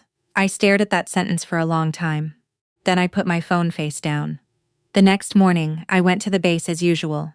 Training, paperwork, meetings. Everything looked normal. But my mind kept returning to one question. Why did Daniel's family know so much about my father's finances? I had never told them. Dad certainly hadn't.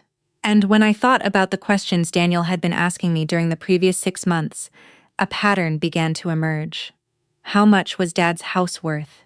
Did he have a retirement account? Was there life insurance? Had he made a will? At the time, I thought Daniel was simply planning for our future. Now, I wasn't so sure. That evening, when I returned home, I found Daniel's jacket still hanging in my entryway. I picked it up, and something hard slipped from the inside pocket onto the floor. It was a plain white envelope. My name wasn't on it, neither was Daniel's, but when I opened it, my hands went cold.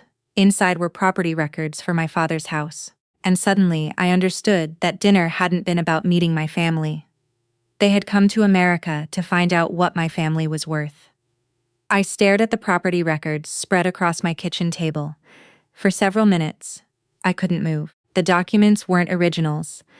There were photocopies of county property records, including the estimated value of my father's house, the lot size, and the date he had purchased it. There was also a handwritten note in the margin. Confirm inheritance arrangements. My stomach tightened. That wasn't curiosity. That was planning. I sat down and read everything again. The house wasn't worth a fortune. It was a comfortable 3-bedroom home in a quiet North Carolina neighborhood. Nothing luxurious. Dad had bought it decades ago and had spent years paying it off. But to someone looking at numbers from a distance, it was an asset. And apparently that was how Daniel's family had begun seeing my father as an asset. I didn't call Daniel. I didn't call his parents. Instead, I did what military training had taught me to do when something didn't make sense. I gathered facts.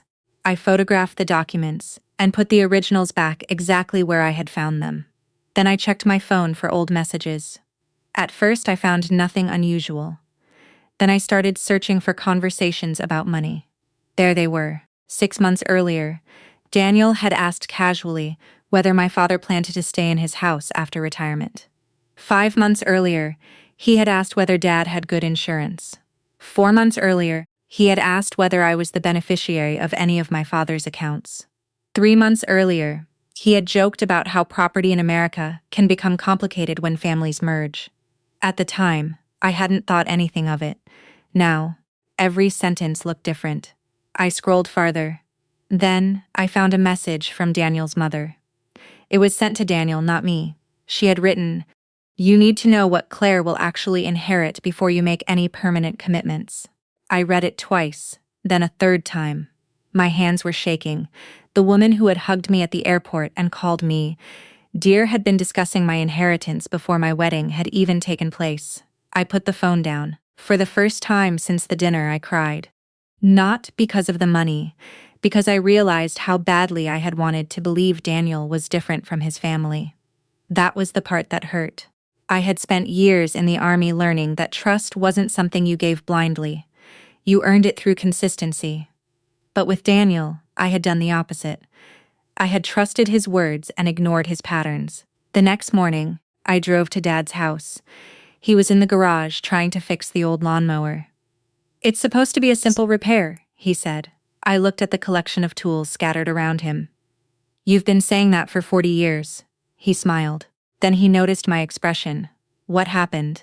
I sat on an overturned bucket. "I found something." He stopped working. I showed him the photographs. His face became serious. "Where did you get these?" Daniel's jacket. Dad wiped his hands on an old rag. "Are you sure he knows about this?" "I don't know." He looked at the documents again, then he sighed. "Claire, don't let anger make you accuse someone without knowing the whole story." "I know." "Good. But I'm going to find out." Dad looked at me for a long moment, then he nodded. "That sounds more like you." I spent the next several days quietly putting together the timeline. I discovered that Daniel had asked me more questions about Dad's finances after our engagement.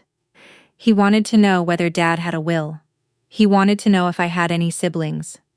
He asked whether I expected to move into Dad's house someday. Then came the strangest question of all. If something happened to your father, would you have to sell the house? I remembered sitting beside Daniel on our couch when he asked it. I had laughed. "Why are you asking me that?" He kissed my forehead just thinking about our future. I believed him. Now I understood why that memory made me uncomfortable. One evening I finally called him. "Daniel, we need to talk." His voice immediately changed. "Are you okay? Where did you get the property records for my father's house?" Silence. Not the silence of someone confused. The silence of someone caught. "Claire, answer me." "My father asked someone to look into the property." "Why?" "He wanted to understand your family's financial situation." "That's not what I asked." Daniel exhaled. "Because my parents wanted to know whether your father had significant assets." I closed my eyes. "And you helped them." I didn't think it was a big deal. I laughed once. It wasn't a happy laugh. "You didn't think it was a big deal to investigate my father without his knowledge. They were trying to protect us." "No. They were trying to calculate us." "That isn't fair." "Then explain the note." "What note?" I read it aloud. "Confirm inheritance arrangements." Daniel didn't respond. I could hear traffic behind him. Finally, he said, "My mother wrote that and you knew about it." I knew she was concerned. Concerned about what? He hesitated. Then he said something that changed the way I saw him. She's wanted to make sure you weren't going to bring financial responsibilities into our marriage. I stared at the wall. My father raised me alone. I know. He paid for my education. I know. He supported me when I joined the army. I know. He never asked me for a dime. I know, Claire. Then what financial responsibility are you talking about? Daniel's voice became quieter. What if he needs help later? There it was, the assumption. They had already decided that my father was going to become a burden. They had never asked him. They had never spoken to him. Honestly, they had simply judged him. I said, "You don't know my father. I've met him. You've met the version of him he showed you, because he was trying to make you feel welcome." Daniel didn't answer. I continued. My father doesn't measure people by their income. I don't either. I never said I did. You didn't have to. The silence returned. Then Daniel said, "Claire, don't destroy our relationship over something my parents did." I felt my chest tighten. That's the problem, Daniel. What you keep saying, your parents did it.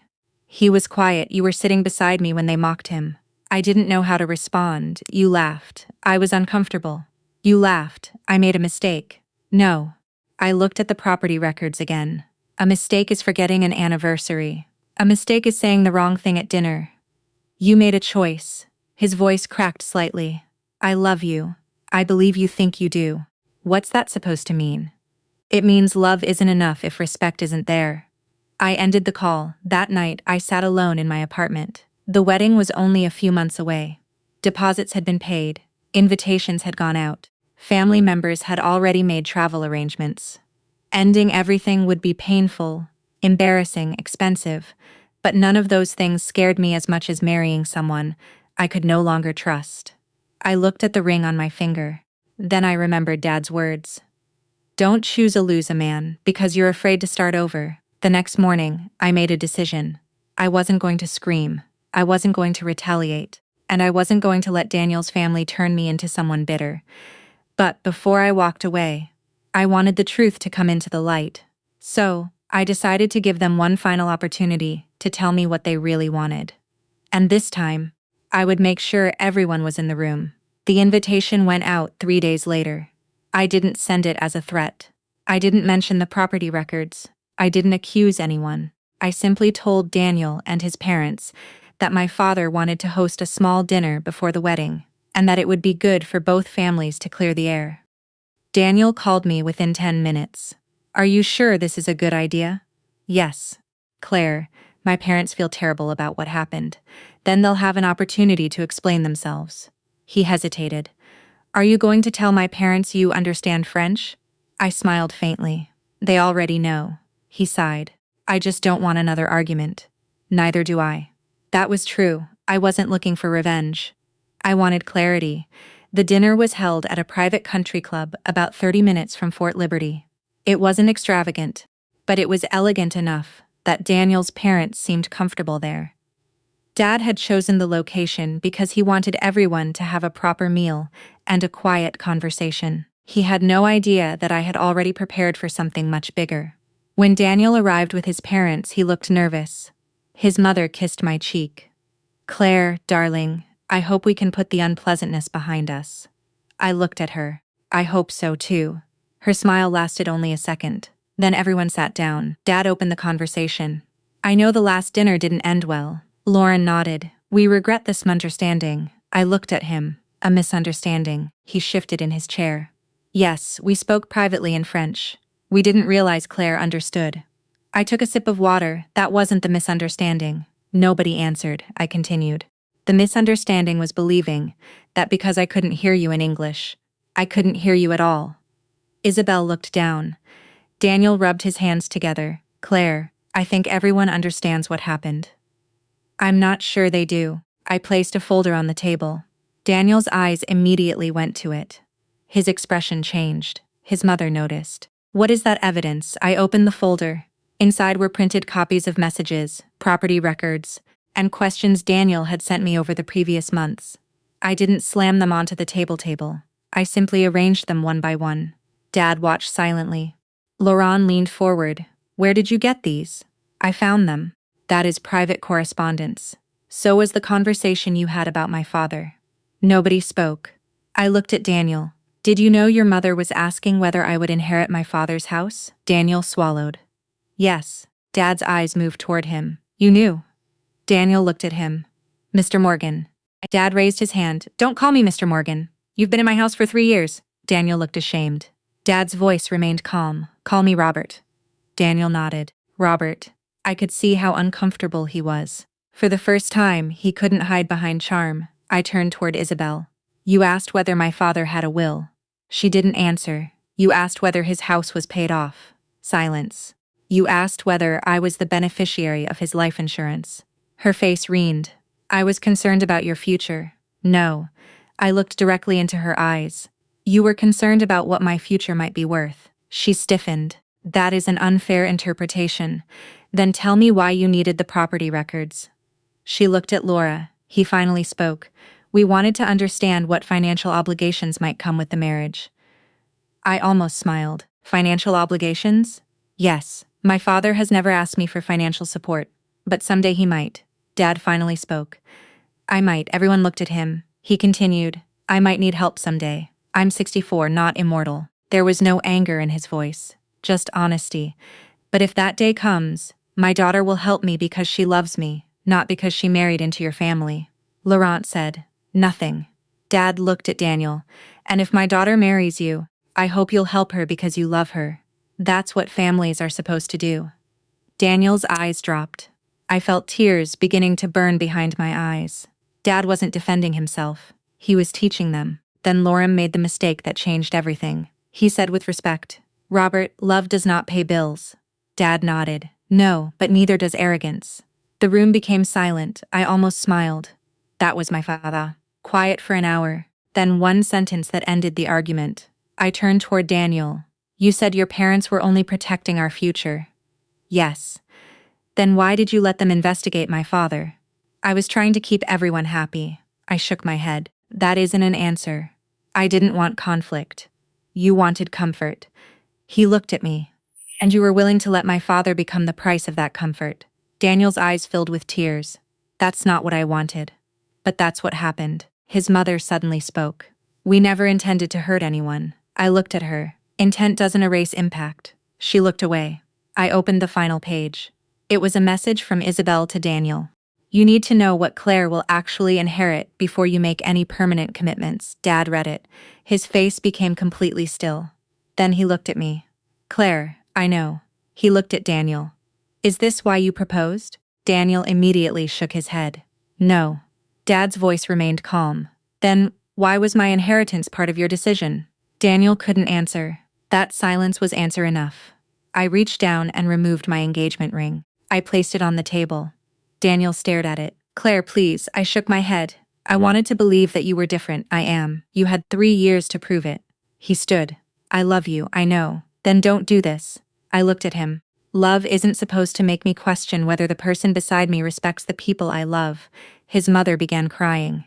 His father looked furious. Not at me, at Daniel. Suddenly the family began arguing among themselves. Daniel blamed his parents.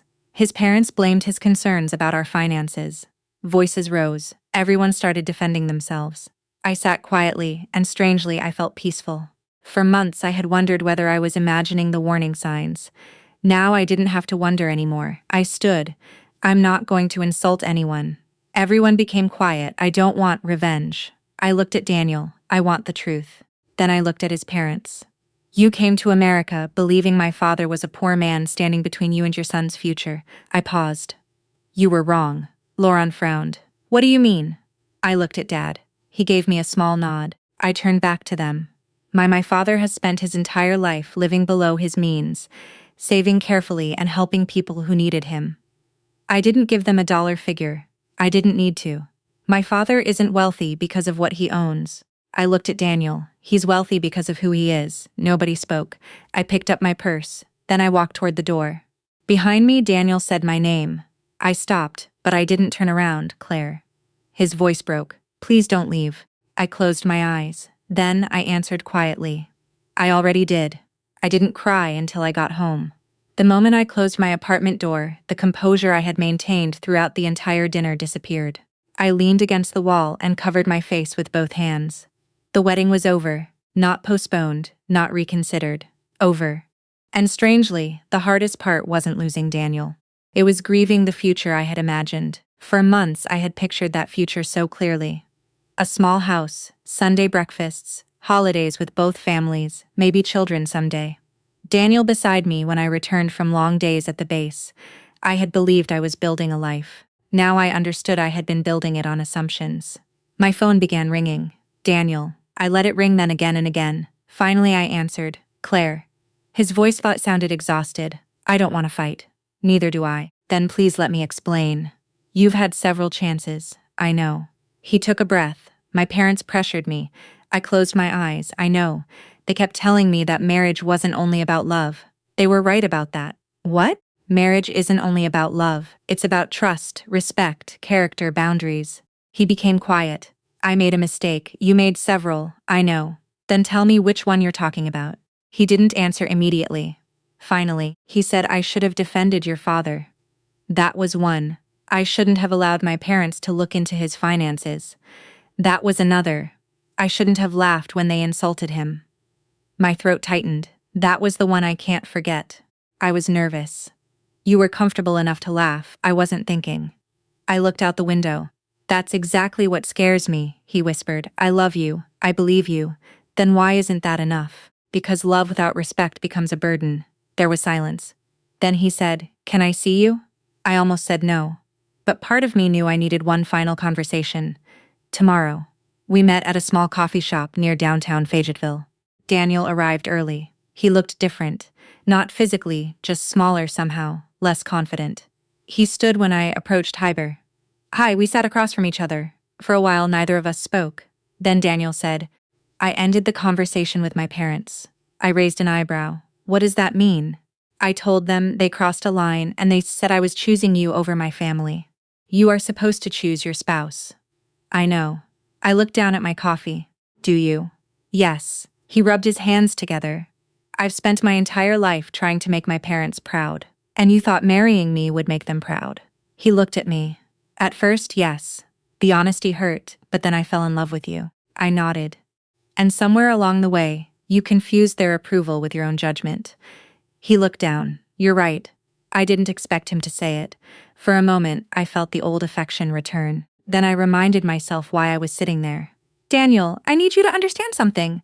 He looked up. This wasn't about money. I know. No, I don't think you do. I leaned forward. If my father had been wealthy, would that have made the insults acceptable? No. If he had owned 10 houses, would that have made him more deserving of respect? No. If he had been poor, would that have made him less deserving? Daniel swallowed. No. Then why did your family need to know what he owned? He had no answer. I nodded. That is why we're here. He looked at me for a long time. I was afraid of what? That I wouldn't be able to give you the life you deserved. I almost smiled. You never asked me what kind of life I wanted. He looked surprised. I wanted a peaceful life, a loyal husband, a home where my father could walk through the front door without feeling judged. His eyes filled with tears. I wanted that too, but you weren't willing to protect it. He looked away. I reached into my purse and placed the engagement ring on the table. I can't marry you. He stared at it. I understand. The word surprised me. No argument, no pleading, just acceptance. I stood. Daniel remained seated. Claire. I looked back. I really did love you. I loved you too. Maybe someday you'll understand why I had to leave. I already do. I nodded. Then I walked outside. The afternoon sun was bright. Cars passed. People carried shopping bags. A woman pushed a stroller across the street. The world had not stopped because my wedding had ended.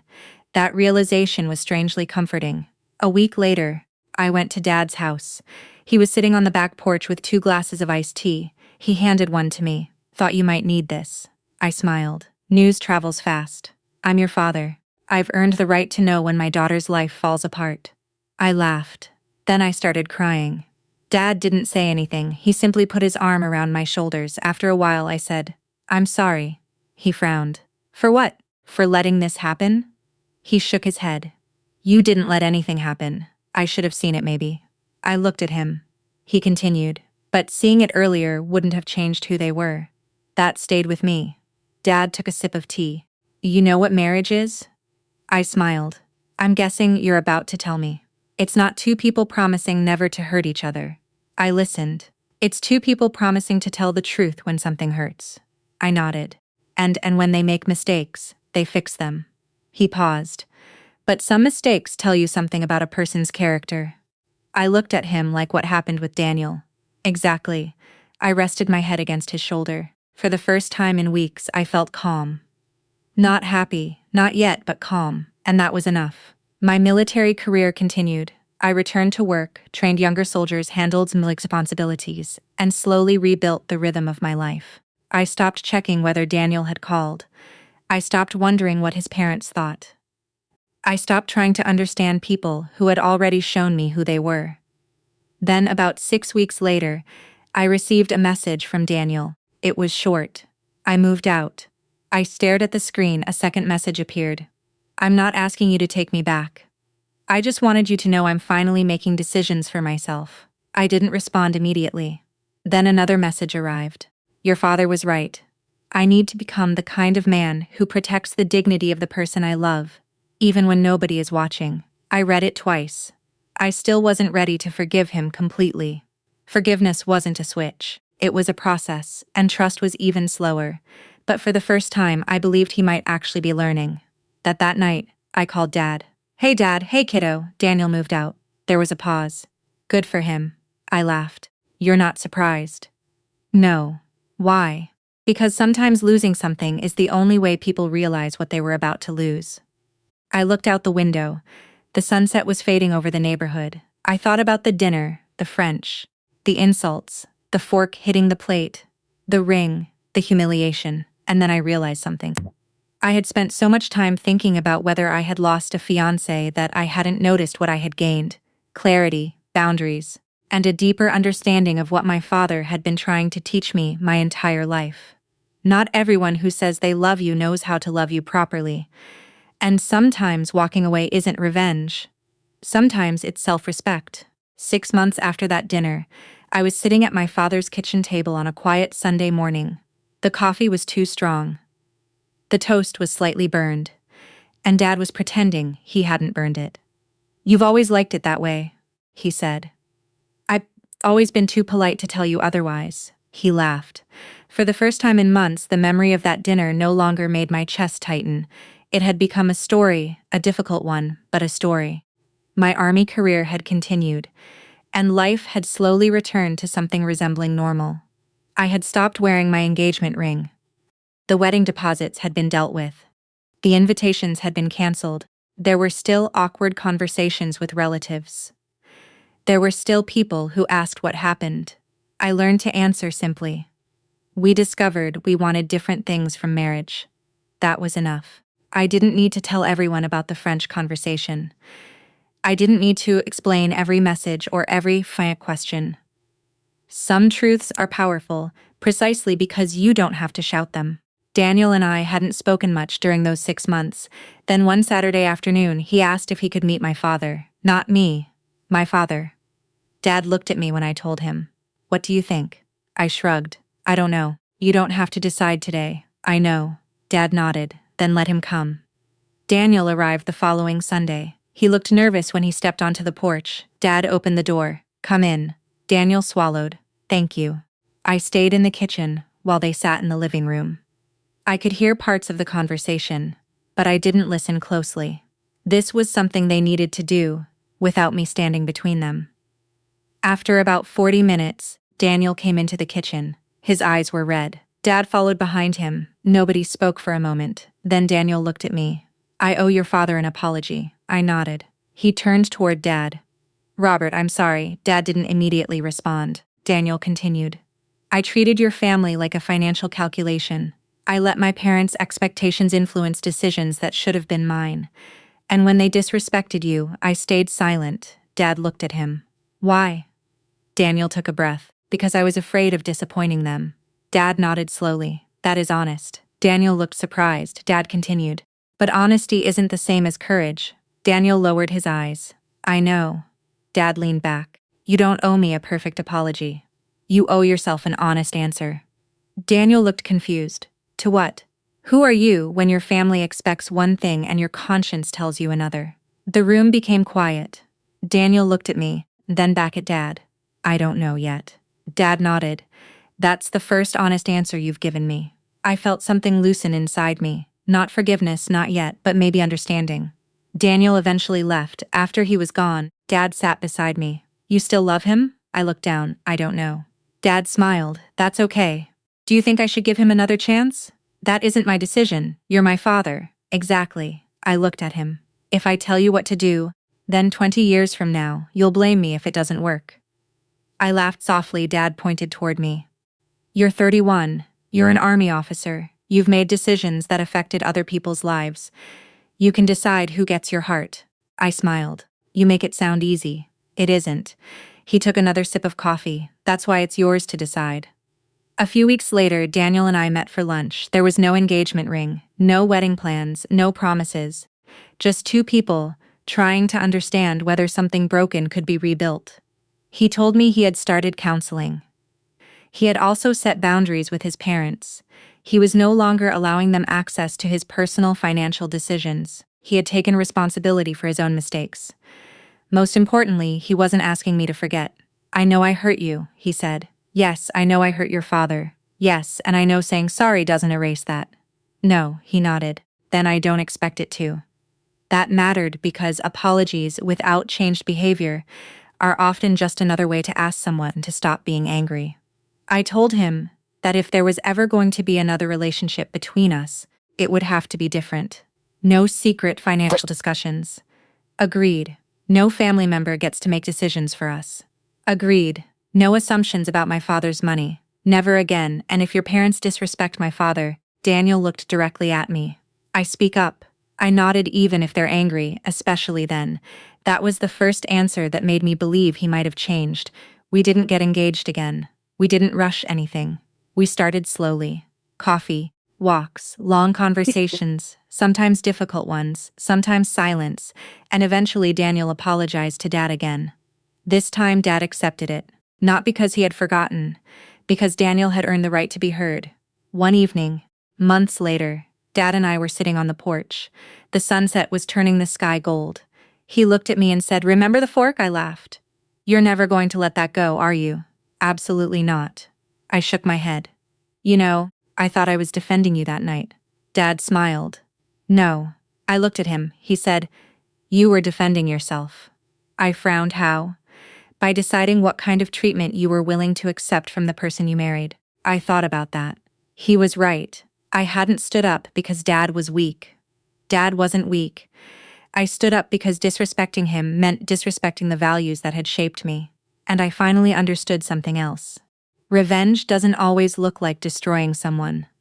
Sometimes revenge is walking away with your dignity intact. Sometimes it's refusing to let another person's greed turn you bitter. Sometimes it's allowing the truth to expose itself without exaggeration. And sometimes the greatest victory is becoming wiser because someone else treated you badly. For anyone listening to my story, especially those of us who have lived long enough to know that family relationships can become complicated, I want to leave you with a few things I learned. First, pay attention to how people treat your parents when they think you aren't listening. Second, don't confuse wealth with character. A large house doesn't make someone generous. A modest home doesn't make someone less valuable. Third, financial conversations matter in marriage. You should talk openly about money, debt, retirement, inheritance, and responsibilities. But there is a difference between healthy financial planning and entitlement to someone else's assets. Fourth, never confuse forgiveness with forgetting. You can forgive someone and still maintain boundaries. You can accept an apology without immediately restoring trust. And finally, if you're preparing to marry someone, don't only ask yourself, "Do I love this person?" Ask something harder. Who will this person become when life gets difficult? Because that's when character appears. Daniel and I never returned to the relationship we had before that dinner. We built something different, slower, more honest, more careful. Whether that eventually became a marriage was less important to me than knowing that this time neither of us was pretending. And Dad, he still drives that old truck. He still burns the toast. He still tells embarrassing stories about me. And every time I visit, he reminds me that the most important things in life usually aren't the things we can put a price on. I used to think that night was about exposing Daniel's family. It wasn't. It was about seeing clearly. It was about learning that loyalty should never require you to abandon your values. It was about realizing that a peaceful life is worth more than an impressive wedding. And it was about remembering something my father had taught me long before I ever put on an army uniform. Never let someone else's poor character decide who you become. That sentence has stayed with me. So if this story reminded you of someone in your own life, take a moment to think about what it taught you. Maybe someone needs to hear that respect matters more than status. Maybe someone needs to hear that boundaries aren't cruelty. Or maybe someone simply needs the courage to walk away from a relationship that no longer feels honorable. If this story touched your heart, share it with someone who might need that reminder. And if you enjoy stories about family, courage, dignity, and the quiet strength it takes to stand up for what is right, consider subscribing. Because sometimes the hardest battles aren't fought on a battlefield. They're fought quietly across a dinner table when you finally decide that your values are worth defending.